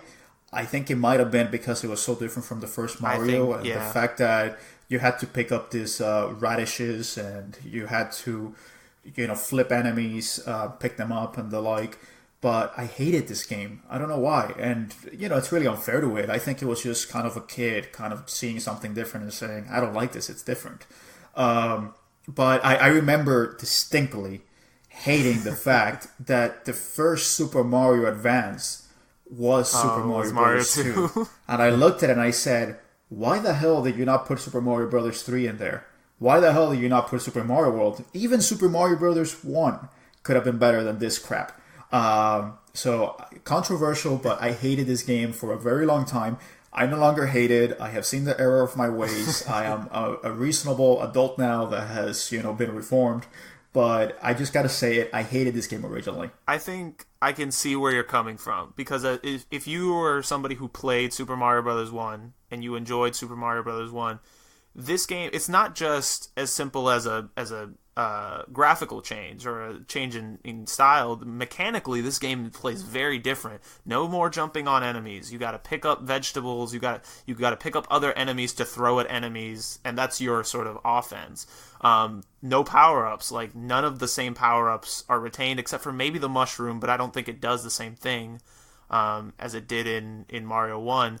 So this is a very big departure. And I think one thing that people touch on a lot is that, especially in this era of Nintendo, this was not all that uncommon. Like, I remember that Super Mario Bros. 2 for a long time was sort of the black sheep of the series, and I think a lot of people disliked it because it wasn't like all the other Mario games. But I think when you look back on Nintendo's history, with obviously the two big ones that stand out are Castlevania 2 and Zelda 2. Those games were completely different from their original iterations, and I think this was a time with the NES where people didn't really know what to do with a video game sequel. Like, do we want to keep doing the same thing over and over again? What if people get bored? Or do we want to sort of innovate and see if we can find something new that people like? Well, but the thing with this one also was just that, Shigeru Miyamoto was working on what eventually ended up being Super Mario Bros. 3. Mm-hmm. So this was kind of a stopgap. And it ended up being a terrific stopgap. I mean, there was a huge marketing push for Super Mario Bros. 2 here in the US. Yeah. I mean, the first Nintendo Power magazine was Super Mario Bros. 2. So by this point, there was a massive recognition of Mario. And Mario was, what we know and love nowadays. So I think for a lot of gamers, this was also their first Mario experience. So I don't necessarily think that a lot of people hated it. I think that a lot of kids probably have very fond memories of it. I remember not liking it, and it's interesting because my cousin had in Cuba, he had Super Mario Brothers 2, and he had the top loading NES, and I remember that he had that and Flintstones, Surprise at Dinosaur Speak, which is a very rare game nowadays, by the way. I remember I preferred the Flintstones. So I know it's sacrilegious, but I prefer that game to this one. So take that for whatever it's worth. Yeah, I mean, when I say people disliked it, I'm talking about sort of contemporaneously, like further into the future, like when we had all these other Mario games. Mario 2 stood out a lot more. I think when it came out, I think it was well liked. But, I think we should talk about some of the differences, first of all. I think, first and foremost, you're able to choose one of 4 characters at the beginning of the game. So it doesn't default to Mario anymore. You can choose from Mario, Luigi, Peach, or Toad. And each one of them had their own special ability. Mario can jump the farthest. Peach has sort of a float that allows her to navigate obstacles more easily, I would think. Luigi has the highest jump, and Toad is able to lift items out of the ground the fastest. There's also no multiplayer, and I think this was definitely the first Mario Brothers game to not have multiplayer. I don't know how I feel about the fact that there's no multiplayer. I liked playing multiplayer in the original Mario Bros, but I don't know if it would have worked as well in this game as it did. I think so, and I think it was a missed opportunity. Because if you, for example, played as Peach, the other player could play as Toad, and it would have been kind of a challenge as to who can beat the level, perhaps. That's true. So I think that it was a missed opportunity, to be honest, but, it's probably not something they could have achieved at the time, perhaps. Yeah. But also, one thing that I would like to mention is that, in Mario 2, there's no time limit. In Mario 1, you have a time limit. So, each turn, it's not, that long, even if you end up, spending a lot of time. That's true. But in Mario 2, there's no time limit, and you could just, explore. You could just stand there doing nothing, and then the, player 2 would have to wait forever. Yeah, and that's a good point, Masa. And to that point, there's a lot of exploration that goes on in Mario 2. A lot of potions you pull out of the ground, a lot of doors you go into, a lot of just a bunch of different stuff you can do to find little secrets and stuff to help you along the way. And I think, before I forget to mention it, the biggest change to this game, at least in my opinion, because I think it's so removed from Mario mechanics, is the life meter. So you have a life gauge on the left-hand side of the screen. I think you start with 2 hits, and then you can increase it by finding items. Masa, I know that we didn't get a lot of context as to when you first played Super Mario Bros. 2, so can you tell us a little bit about what that was like? Okay, so first of all, like I mentioned earlier, this is definitely one of those games that I don't remember the first time I played it. And also, okay, so the timeline is sort of that. I mean, of course, I played after the first game, but I don't remember if I played Mario 2 or 3 after the first game. Okay. But I did play Mario 2 as a kid. I was maybe 8 or 9. But I didn't really think of it as. Of course, it was different compared to the first game, but back then we didn't really have these standards for sequels. If you think about a lot of NES sequels, they were fairly different compared to the the first game. And here I didn't really think much about it. And back then, if you think about the Mario lore, there wasn't really that much. Of course, you had Toad and Princess Toadstool. Peach wasn't even called Peach back then. And then you had Bowser, but at the same time, or around the same time, you had Super Mario Land, which was also a departure from the first game. Yeah, sure, you had Goombas, you had Koopas and so on, but you had very different gameplay compared to the very first Mario Brothers game. So I didn't really think about it that, oh my god, this is so different compared to the first game. It was just that I didn't know that what future Mario games would be like. Yeah. Yeah. That's fair. But it definitely, I have to say, between the Mario trilogy, Mario 2 was definitely not as big as Mario 1 or 3. Mario 1 made video games a thing in Finland, and Mario 3 was I would say the second biggest game on the NES, but Mario 2 was kinda forgotten. Yeah. It was just in the middle. It never got a... Yeah, it was the middle child. In many ways. Exactly. I mean, it is the bastard child of the Mario franchise, basically. No, that's the last levels. I'm sorry. No, but if you think about Mario 2, like when we got Super Mario Maker, of course they had Mario 1, Mario 3, Mario World, new Super Mario Brothers, but no Mario 2. Like that is a crying shame. Yeah, well, let me just mention that, even though it was not the most popular Mario, a lot of the mechanics in the game actually ended up spreading into future Mario games and actually ended up spreading into other games. In particular, I'm recalling Donkey Kong 1994 for the Game Boy. A lot of the mechanics from that game, which was produced by Shigeru Miyamoto as well, ended up being lifted directly out of Super Mario Bros. 2. So, picking up keys and picking up enemies and finding your way out into, the end of the level. It was much more puzzle-like in the way that it conducted itself, Super Mario Bros. 2. So it was an influential game, and I don't think that can be understated. I think it should be mentioned, because for all that we say about how different it was, it still ended up being a very influential game.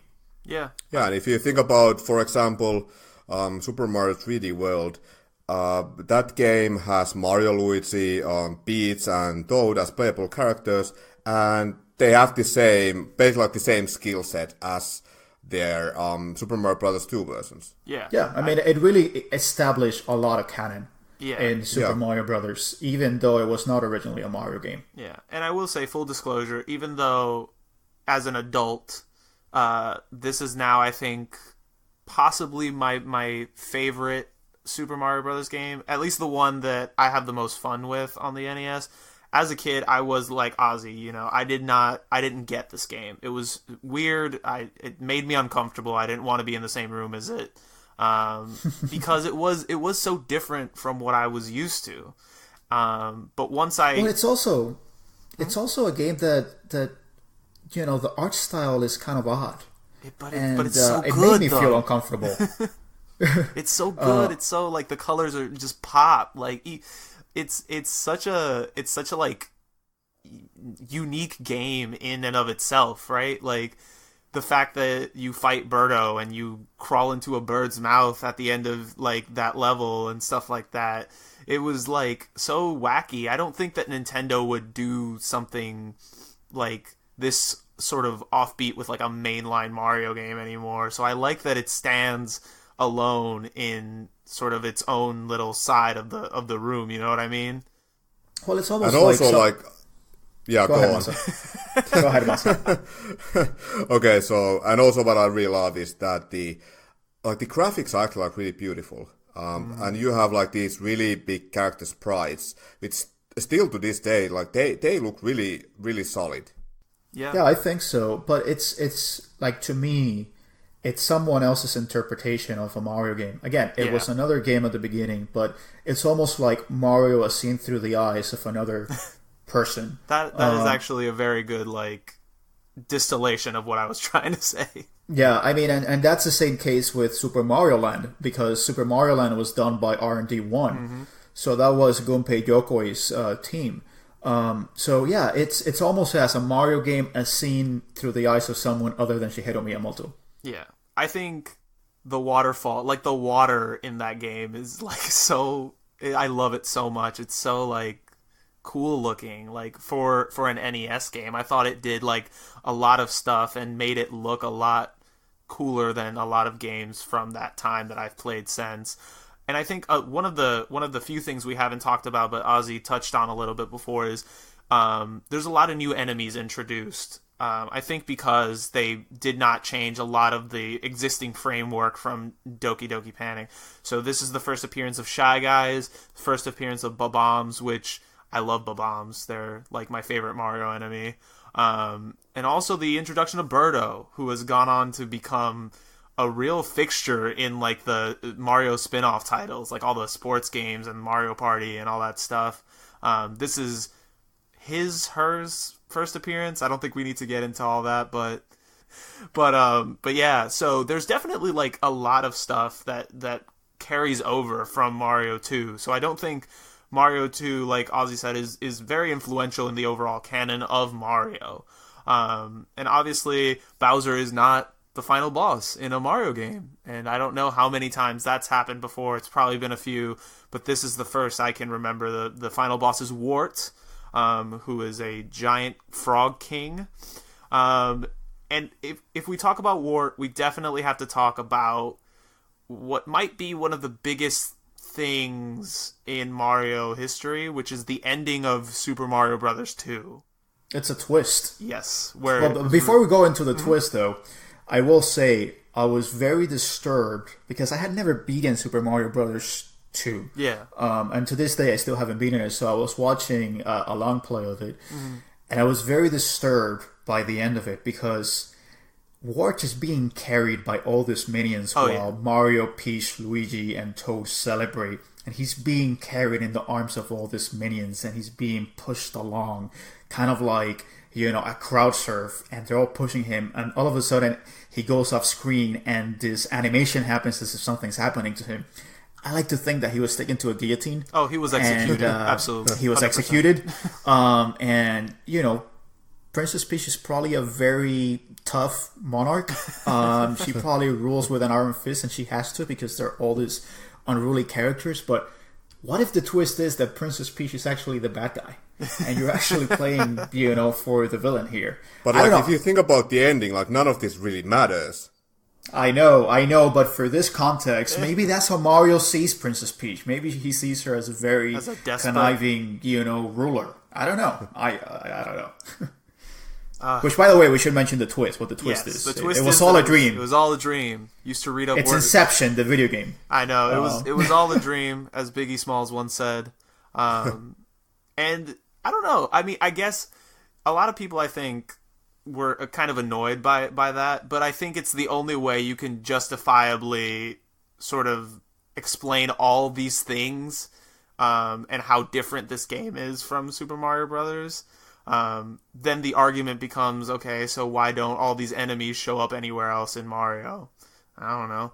But, I don't know, it never bothered me when I found out what the ending was. Did any of you guys have any thoughts on it?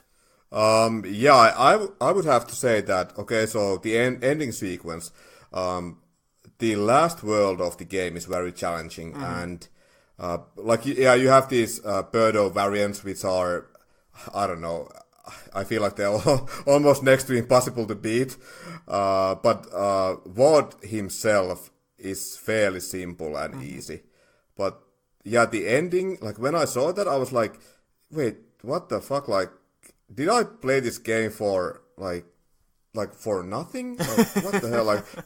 This didn't happen? What the fuck is this? But then if you think about, something that I just realized regarding the Mario trilogy on the NES. Okay, so with Mario 3, these are just fan theories, but there's a big theory that also Mario 3 is just a theater play, that it didn't happen. Well, Miyamoto confirmed it.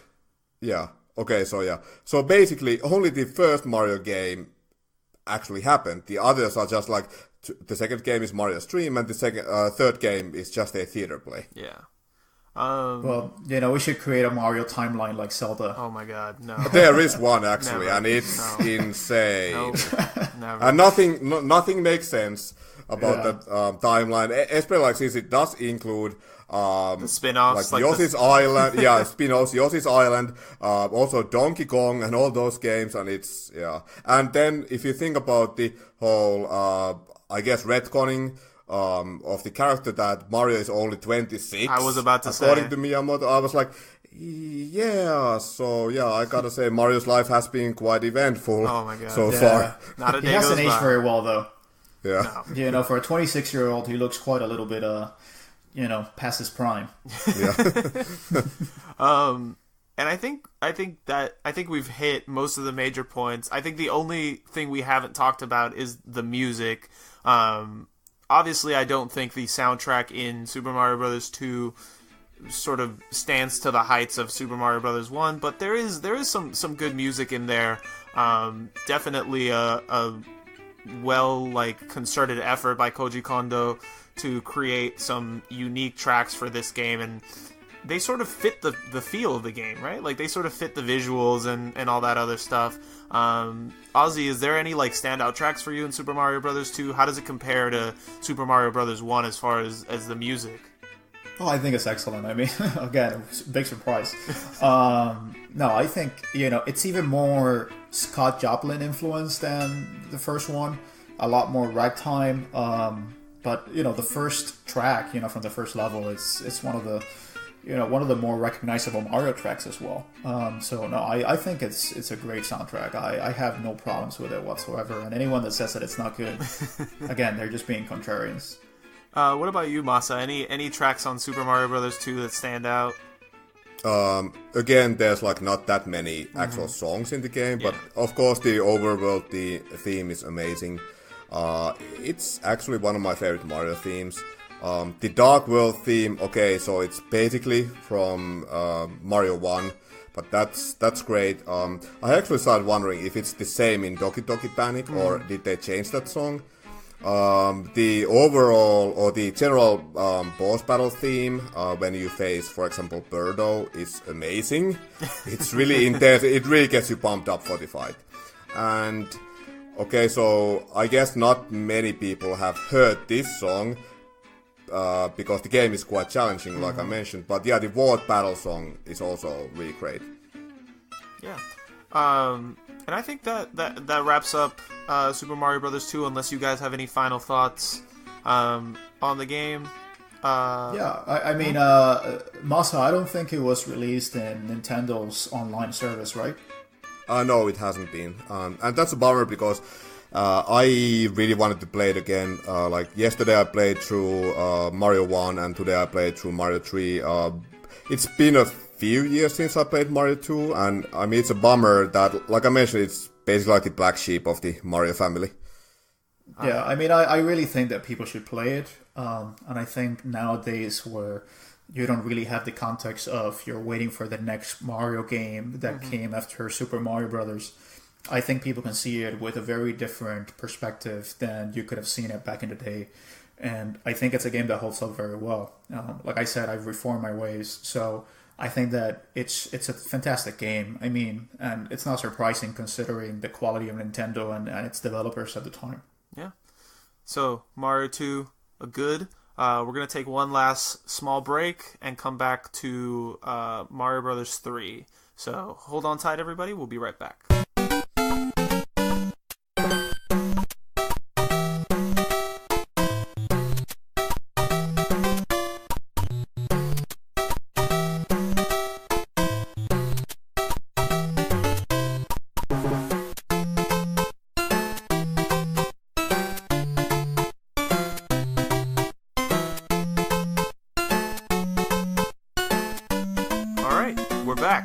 Now it's time to dive into Super Mario Brothers 3, the least well remembered of the Mario games. I think we can all agree that this is absolutely the worst, and nobody should actually play it. Oh, come on, man! Come on. Let's stop with this charade. All right. So, Super Mario Brothers 3. Let's hit the main talking points real quick, so I can let y'all go on your love rant for Mario Brothers 3. So, released in Japan, 1988. North America didn't see it till 2 years later in 1990, and the PAL territories didn't see it until 91. Fun fact, this game came out 3 months before I was born. It was like it was meant to be, man. In PAL. So, I couldn't have even played it in PAL when it came out. That's how young I am. Again, developed by R&D4, and we're seeing the usual suspects. Directed by Takashi Tezuka, produced by Shigeru Miyamoto, programmed by Toshihiko Nakago, art by Tezuka, Hideki Kono, and Hiroyuki Kimura. And I will have to say, I will give Super Mario Bros. 3 this, probably the most iconic NES cover of all time. Absolutely. And I don't think there's much room for debate on that one. Just gorgeous art style for a lot of the promotional stuff, and the cover art, and even the game also has very nice graphics. And obviously, I think we can all recite it together now. Composed by Koji Kondo. Yep. One of the things... Yeah, I mean, I prefer the Famicom version because it's actually the full illustration, whereas the North American version of the game, the cover, is just Mario flying, you know. And I mean, it's the same in Europe, but, like, to be honest, it's actually funny how I have a Super Mario Bros. Super Show VHS tape, and that actually has the Famicom cover, which is, it's kind of weird having a VHS tape with that cover, and then the game has the very simple, you know, just Mario flying and the yellow background. Personally, that might even be my all-time favorite video game cover. It's simple, but it's so effective. It just tells you that you are in for a great time. Yeah, it's iconic. Can we just mention that, you know, Takashi Tezuka doesn't get enough credit, honestly. I think he also directed Super Mario World. And he's kind of like the Steve Wozniak to Shigeru Miyamoto's Steve Jobs. Yeah. You know, because he's kind of behind the scenes, but he's kind of a genius in his own right. And Tezuka just inserted so many different features in this game that, you know, would become mainstays, and to this day are so fun to play, that I really think that he needs to get more recognition. But, you know, Miyamoto is more of a, you know, he's more of a publicity expert. Yeah, you know, he has been able to sell himself a lot more. Yeah, when it comes to Mario, I think Miyamoto sort of dominates the conversation, and everybody else is sort of behind him. But I mean, I don't think there's any argument that without these other people, that Mario would not be the game that it is. So they all, I think, deserve their own credit. One of the things that I always love to talk about, and I don't know if Masa will be able to participate in this part of the conversation, but was that in North America, Super Mario Bros. 3 was initially previewed as part of the movie The Wizard. The Wizard was a collaboration between Nintendo, and I'm blanking on the movie studio at this point, but essentially Nintendo licensed like their products and their games to be used throughout the movie. The movie is, you know, what you would expect from an 80s like kids film. Essentially, this like video game prodigy is trying to make his way to California with his friends to play in a Nintendo tournament. And during the climax of the movie, when they're playing in the tournament, the final game that is revealed is Super Mario Bros. 3.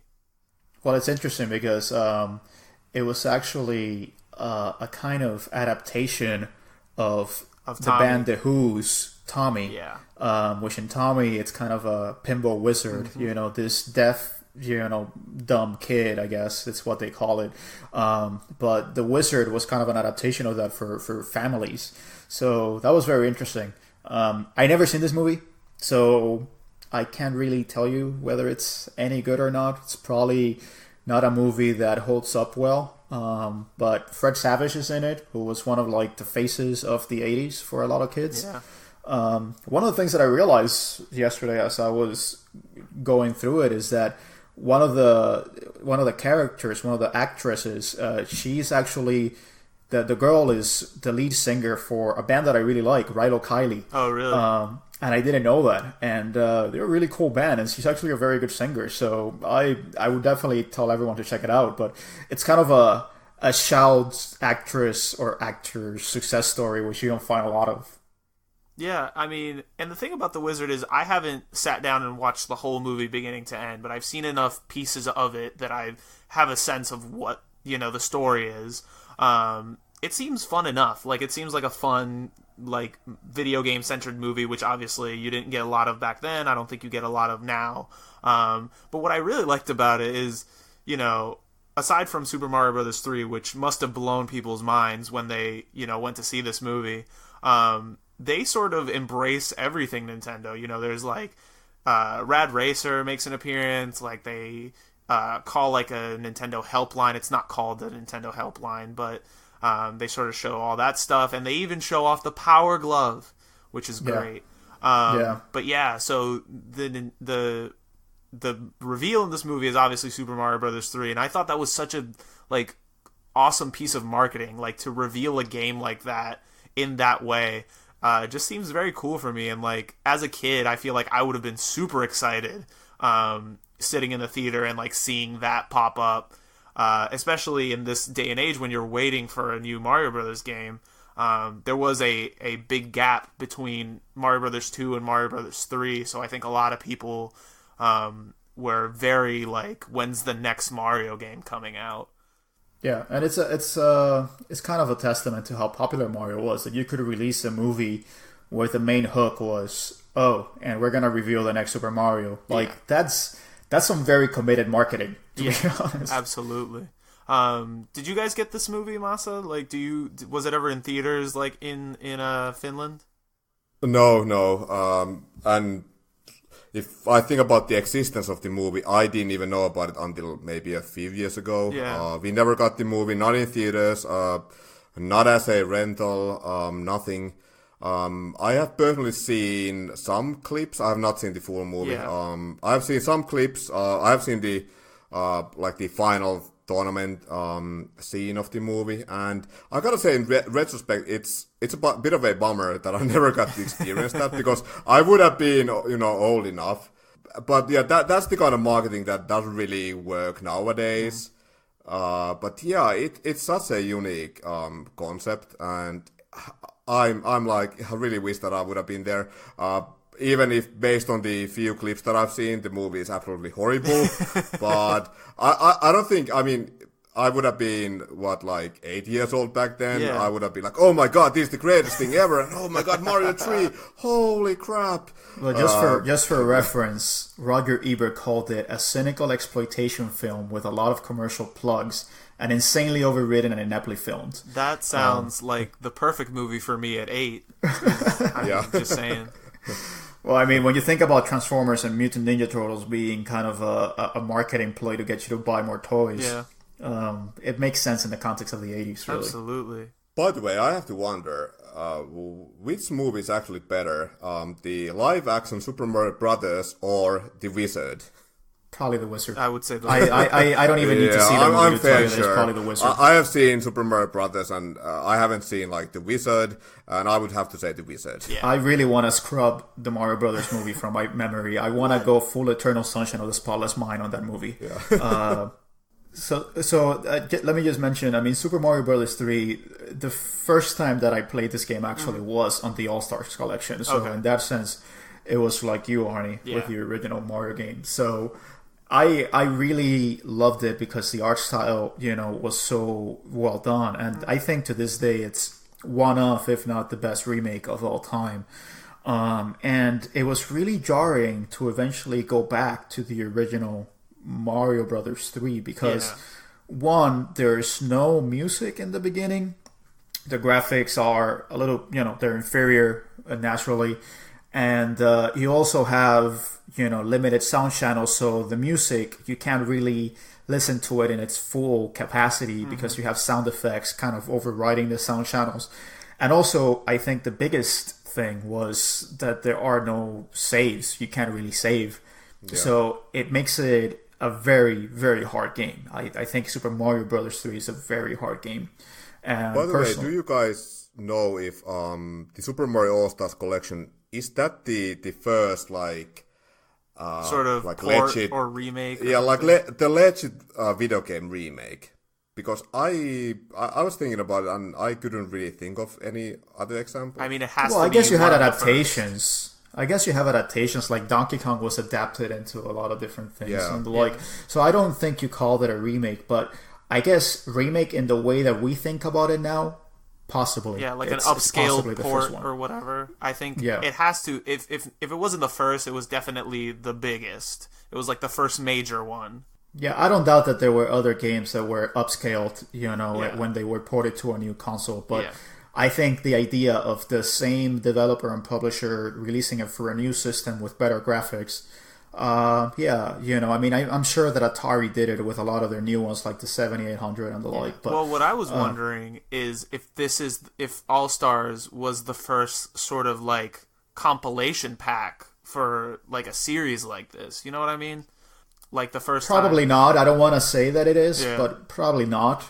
By that time there were enough games out there that there's probably something like that. But it must be the first prominent one. Yeah, Probably. prominent one, I would say. And going back to what you said, Ozzy, I'm glad that you said this because I thought that I was going to be alone in this. I also played the Super Mario Bros. 3 for the first time on the All-Star Pack, and going back to Mario Bros. 3, obviously I think the gameplay holds up. But graphically, even compared to Mario 2, like Super Mario Bros. 2 on the NES, I felt like Super Mario Bros. 3's like color palette was a little more muted. It wasn't as vibrant as Super Mario Bros. 2. I agree. Obviously, a lot closer in style, both graphically and mechanically, to Super Mario Bros. 1. But I have to wonder how much of that is the fact that they crammed so much into this cart that maybe, you know, some of the color palettes and some of that stuff had to be sacrificed to make room for all the content they put in here. Yeah, potentially. I mean, it's a massive game.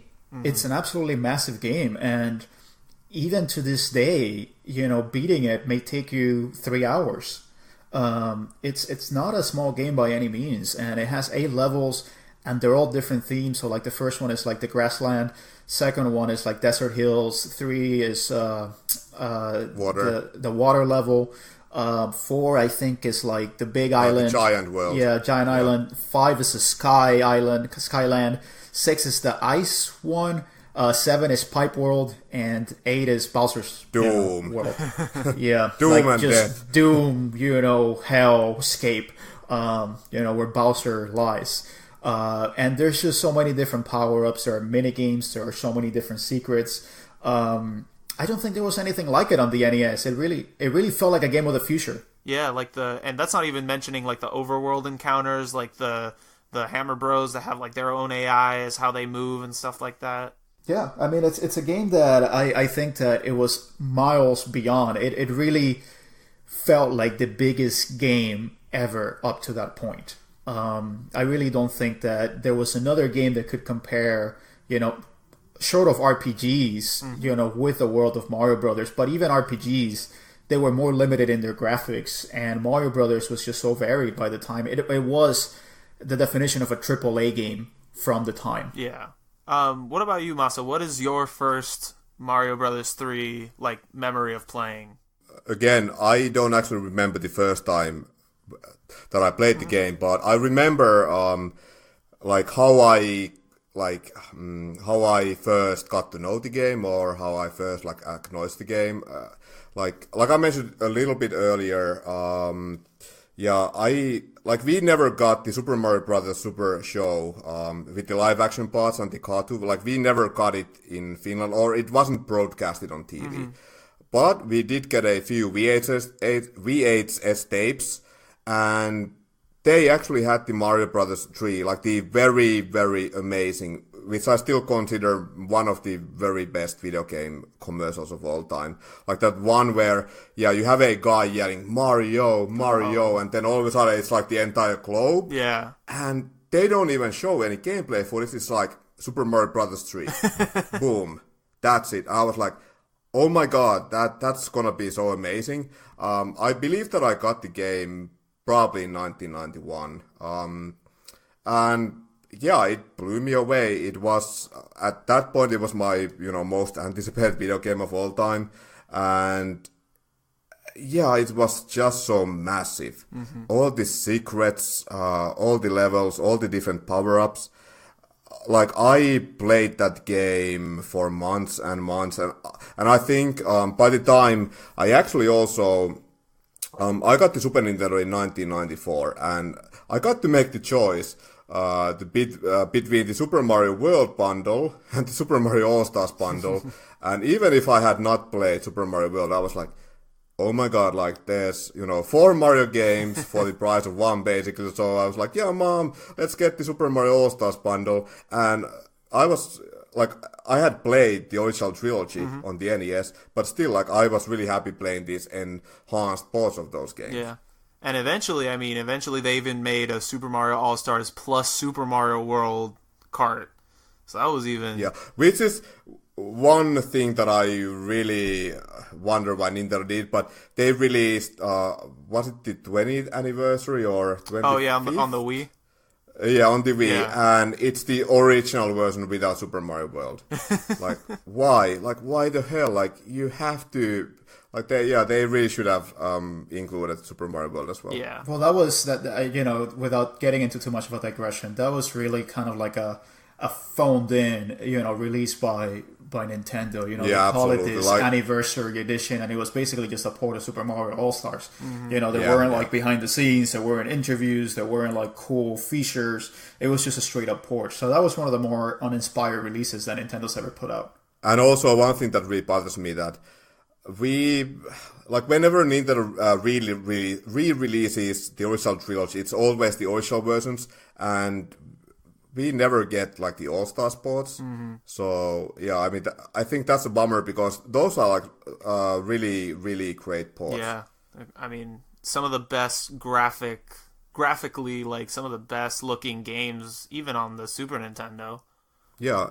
And the music, like Ozzy mentioned, like the music sounds so much better. Yeah. Look at us talking smack on Nintendo. Yeah. I mean, we're terrible. We're shitting on them, absolutely. I mean, it was actually ported over to the Game Boy Advance, and the Game Boy Advance, the sprites they used were the ones for Super Mario All Stars. Yeah. So, in that sense, Mario reused those sprites and not the original Nintendo ones. Yeah. And I think, because the Game Boy Advance port of Super Mario Bros. 3 was the one that supported e-reader cards, right?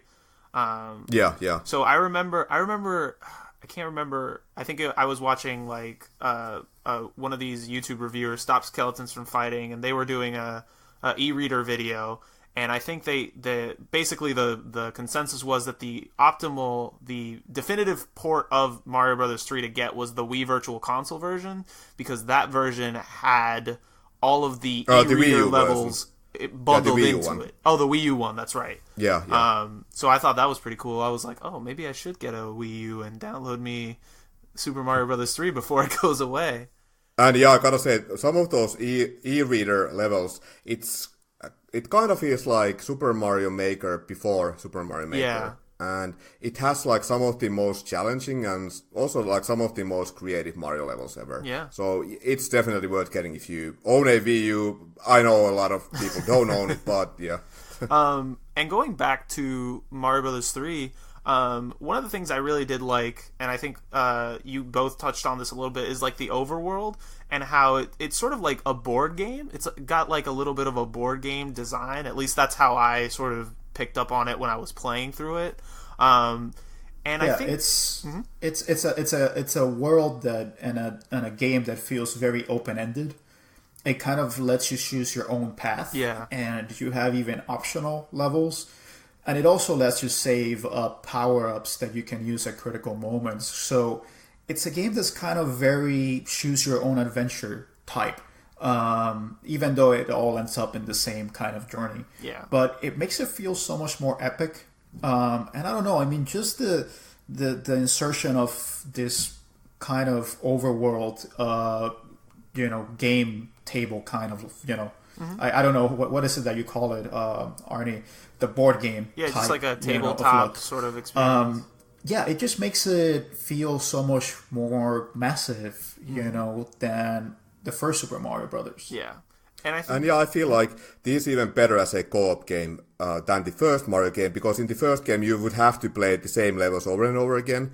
But here you could actually, like what I did with my friends was that, okay, I would be good at clearing, like let's say world 2, 3. I would go and, clear that stage. Then my friend would, get to choose another stage that he was, good at. Yeah. And you could like re-strategize like which levels to clear, which ones to skip, and also when it comes to, like, you always know that, okay, so this level has these power-ups, like, let's go get that power-up, it's gonna be useful in the future levels.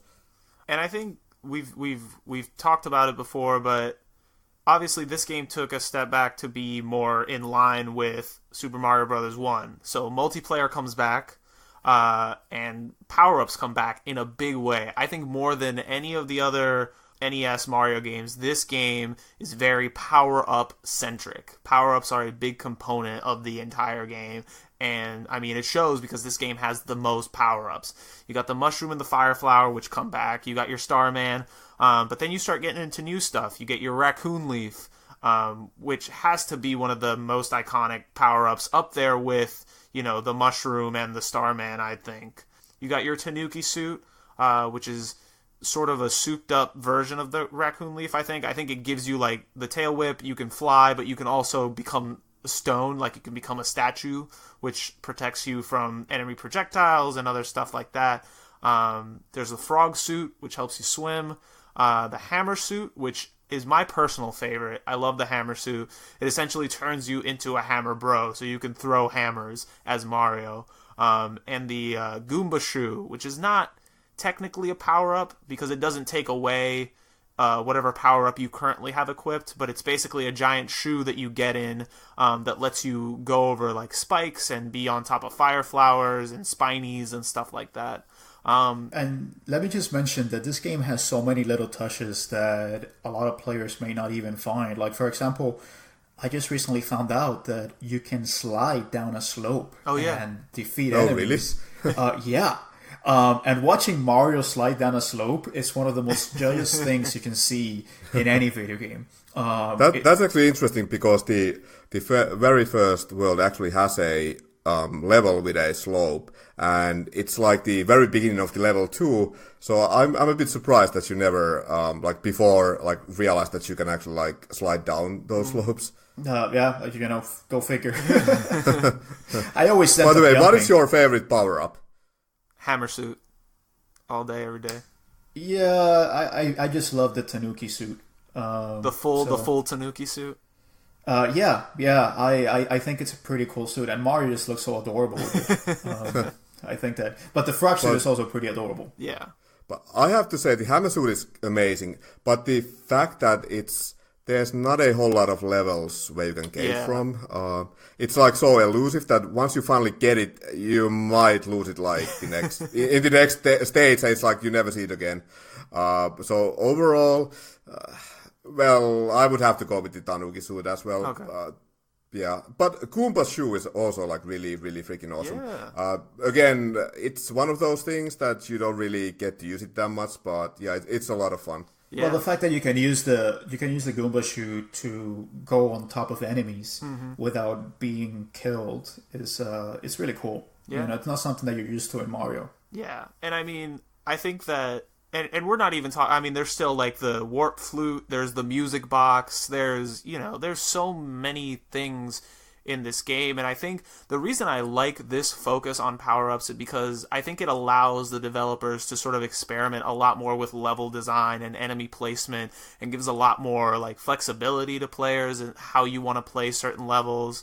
Before I forget, there's also the P-Wing. I almost forgot about the P-Wing. I was just about to say you gotta love the P-Wing because it just lets you fly forever and skip levels.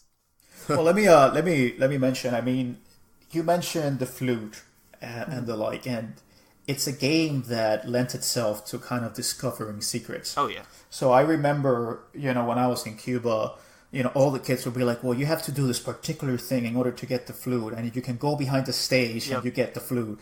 That was like, at the time, just mind-blowing. And it really was a game where you kind of shared secrets in the playground. And this was the age before the internet and all those other resources that would tell you exactly everything that was in the game, and you would maximize your enjoyment of the game. But this was a game where people kind of tried to break, and try to find every little secret. And there were so many different secrets in order to, get certain items and bypass levels. And I think it really lent itself to kind of the schoolyard mentality. Yeah, absolutely. I agree 100%. And in that vein, I think the fact that it does lend itself that much to discovery also makes it a good game to replay. Like, it has a lot of replayability. Like Masa said, there's so many optional levels and optional paths you can take. And obviously, every time you play it, you might find a different power-up. You might sort of discover a way through a level that you didn't know before. You might use the flutes to get to, skip entire worlds and stuff like that. So I think it's, of the Mario trilogy on the NES, it might be the most like one that lends itself to being replayed multiple times, just due to the sheer amount of stuff that's in it. Well, it will always come down to that or Super Mario World, really. Yeah, For sure. But yeah, what's interesting is that, I believe that you have 3 flutes in the game, and you can find all those 3 in the first 2 worlds. And I believe that's again because you can't save, so you have to sometimes you just have to use those warps to actually beat the game.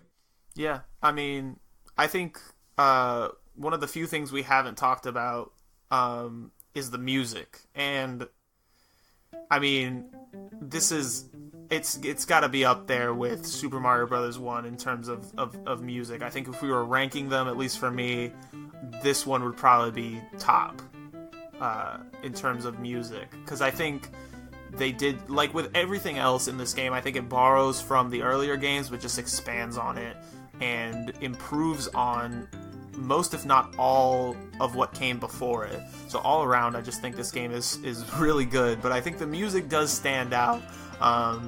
With the variety in the worlds and stuff like that, I think there's a little bit more variety in the music as well to sort of keep things fresh. Yeah, it's very playful. It's very playful music. It just feels like you're kind of running around carefree and doing all these cool things, and the fact that you can fly in this game just really kind of adds to this feeling of, you are on this great fantasy adventure, and the music reinforces that. This kind of shout-like tunes that just make you feel like you're in this flight of fancy, this whimsical land. So I think Koji Kondo, was, at the top of his game at the time, really. Yeah. What about you, Masa? Any musical tracks from this game that stand out to you or that you really enjoy? Yeah, there's a few. Okay, so the original Overworld theme is not one of my favorites, but I really love the second Overworld theme. Once again, we have a brilliant underwater theme. Also, when it comes to the world maps, they all have their own themes. I would say my favorite is probably the World 5 one, because it has this very mysterious feel to it. And the ending is also very good, and the King theme that you hear when you have these airship battles before that. So yeah, those are a few standout tracks. Yeah. So now that I think we can't leave Super Mario Bros. 3 without me asking this question, because I think it's been asked a million times before, and it's been well established, but I definitely want to get your guys' opinion on it. Is Super Mario Bros. 3 the greatest platformer of all time? And that's a loaded question, but when you're talking about Super Mario Bros. In general, I think that it's a fair question to ask of a series that's been lauded for so long. So Masa, what do you think? Do you think Super Mario Bros. 3 is the greatest platformer of all time? That's a tough one. I was thinking about this before. It's definitely up there. I'm not sure if it's the best one. Yeah. And I could see the argument for Super Mario World as well. Yeah. And of course, I mean, Mario isn't the only platforming series. Yeah, of course. But it's definitely up there. Okay, I'm not gonna say it's the best, but it's definitely in top 3. Top 3. All right. All right. That gives me a gauge. Because I agree. It's not the only platforming series out there, but Mario is king of the platformers. So I think any Mario game that you talk about is probably going to be in conversation for top tier platformer. But Ozzy, I'm going to throw the same question at you. What do you think? Where does Super Mario Bros. 3 stand? I don't know, man. I mean, I always wonder whether these questions are kind of necessary. Yeah. It's just kind of like, it's a fantastic game. Just go out and play it. I've gone back and forth on whether I prefer this or Super Mario World. Super Mario World is just that much more refined when you compare it to the original NES one. When you put it up against the All-Stars, version, it's kind of neck and neck, really. I don't know, man. I mean, I don't know if it's the greatest platformer of all time. It really would be an unfair statement for all the other platformers out there. Yeah. I personally love the Wario Land series, so I'm partial to those games. Gotcha. So, I don't think it needs to be answered. It's a great freaking platformer. Just go out and play it. Yeah. It's great. I mean, I agree, but I also like putting you guys in these situations where you have to answer these definitively impossible questions to answer. But I do have to say that it is the best NES game. You think it's the best NES? And the best 8-bit game. Yeah. I would say best NES game, yeah. Best NES game. And that's, I mean, I gotta say, best NES game is a high praise considering how many amazing series started life on the NES. Just so, to be fair to everybody, I will give my opinion is, I would not say that Super Mario Bros. 3 is the greatest platformer of all time, just because there's so much that's come after it that's changed so much about how we think about platformers. If we're talking 2D platformers, I think it's a little easier to discern. But like Masa and Ozzy have said, I mean, it's a top tier elite platformer that you need to play. If you haven't played it, you need to go out and you need to play it. Even if you don't beat it, just go out and experience it, because it's going to be a good time. You're going to have fun.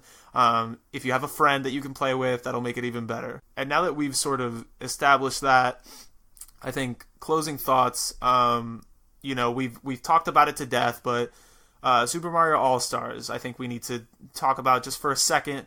Obviously, all three of the original NES games upscale to brand new art style that's amazing for the Super Nintendo, and also Super Mario Bros. 2, The Lost Levels, also included on this pack, which we now know is Ozzy's favorite Mario game. Absolutely. This was, I think, the beginning of the multiple re-releases of all these games. I mean, Super Mario Bros., the original, has probably been re-released on most, if not every single Nintendo system in one way or another. I think it's in Animal Crossing, on the GameCube. It's been released on the Game Boy Advance more than once. It's definitely on the Nintendo and the Super Nintendo. It's on the Wii Virtual Console. It's on the Wii U Virtual Console. It's on Switch Online now. So, all these games have just been released so many times. And I do want to think, just as we close out here, what are you guys' overall opinions on Super Mario Brothers, the NES trilogy? Ozzy, why don't we start with you? Well, I mean, I think we've pretty much established it. I don't think I need to do much more gushing. Otherwise, people will turn away from the podcast. It's a fantastic trilogy. Mm-hmm. I mean, and again, I'm counting Super Mario Brothers 2 as the canon, Doki Doki Panic. It's a fantastic trilogy. I think you could play it from start to end and have a great time playing them. Sweet. Masa, any final thoughts? I would have to say that all three games are timeless classics, and I love it how they are so different. Mm-hmm. Awesome. And I think, same for me. I think that Mario games moving forward have sort of taken the foundation that these games have put forth and improved upon it in their own ways. Very different ways. I like that Nintendo's still trying sort of different things with their, Mario characters even in their mainline games. But overall, I think you couldn't have asked for a better start to a series than Super Mario Brothers got. I think they started high and they've just kept running. Maybe, dropping the ball here and there, but overall, I think they stand as some of the best games of all time. Definitely some of the best games of their respective era. So I don't think there's much more you could say about these games. Before we close it out, quick fire. Favorite Nintendo Super Mario Brothers game, Ozzy? Super Mario Brothers 3. All right, Masa? 3. And I will be Super Mario Brothers 2. So that'll close us out. Thank you guys so much for listening. We really appreciate your continued support and listening to every single episode of this series. I think we've probably rambled on for hundreds of hours at this point. But, we love hearing you guys and interacting with you guys. Please, if you want to hear more, come check us out. Spotify, YouTube, Podbean, Stitcher, iTunes, all those good podcasting apps. please rate and review us. I know it's annoying and it's, something that most of you don't want to do, but it's the best way for us to sort of find more people to listen to this podcast and give us the energy and the motivation to keep on chugging through. We love interacting with our fans and talking to them. You can find us on on Instagram at Region Free Gamers. We're also on Twitter at Region Free Gamer, no S. So come and chat with us. Before we go, Ozzy, why don't you tell everybody where they can find you if you want to plug anything? No, I'm on Instagram as Shadow the Collector with periods in between all those words. Shadow of the Collector. All right. And Masa, where can people find you? You can find me on Instagram, and my handle is Masa_Charvinen09. Awesome. And I've been Arnie. You can find me on Instagram at Welcome to the Game, though I'm mostly on the Region Free Gamers Instagram nowadays. So feel free to stop by, drop us a message, all that stuff. We love interacting with people who enjoy the show. So for the Region Free Gamers, closing it out on Mario. Thank you guys so much, and have a nice one. See ya. Peace out.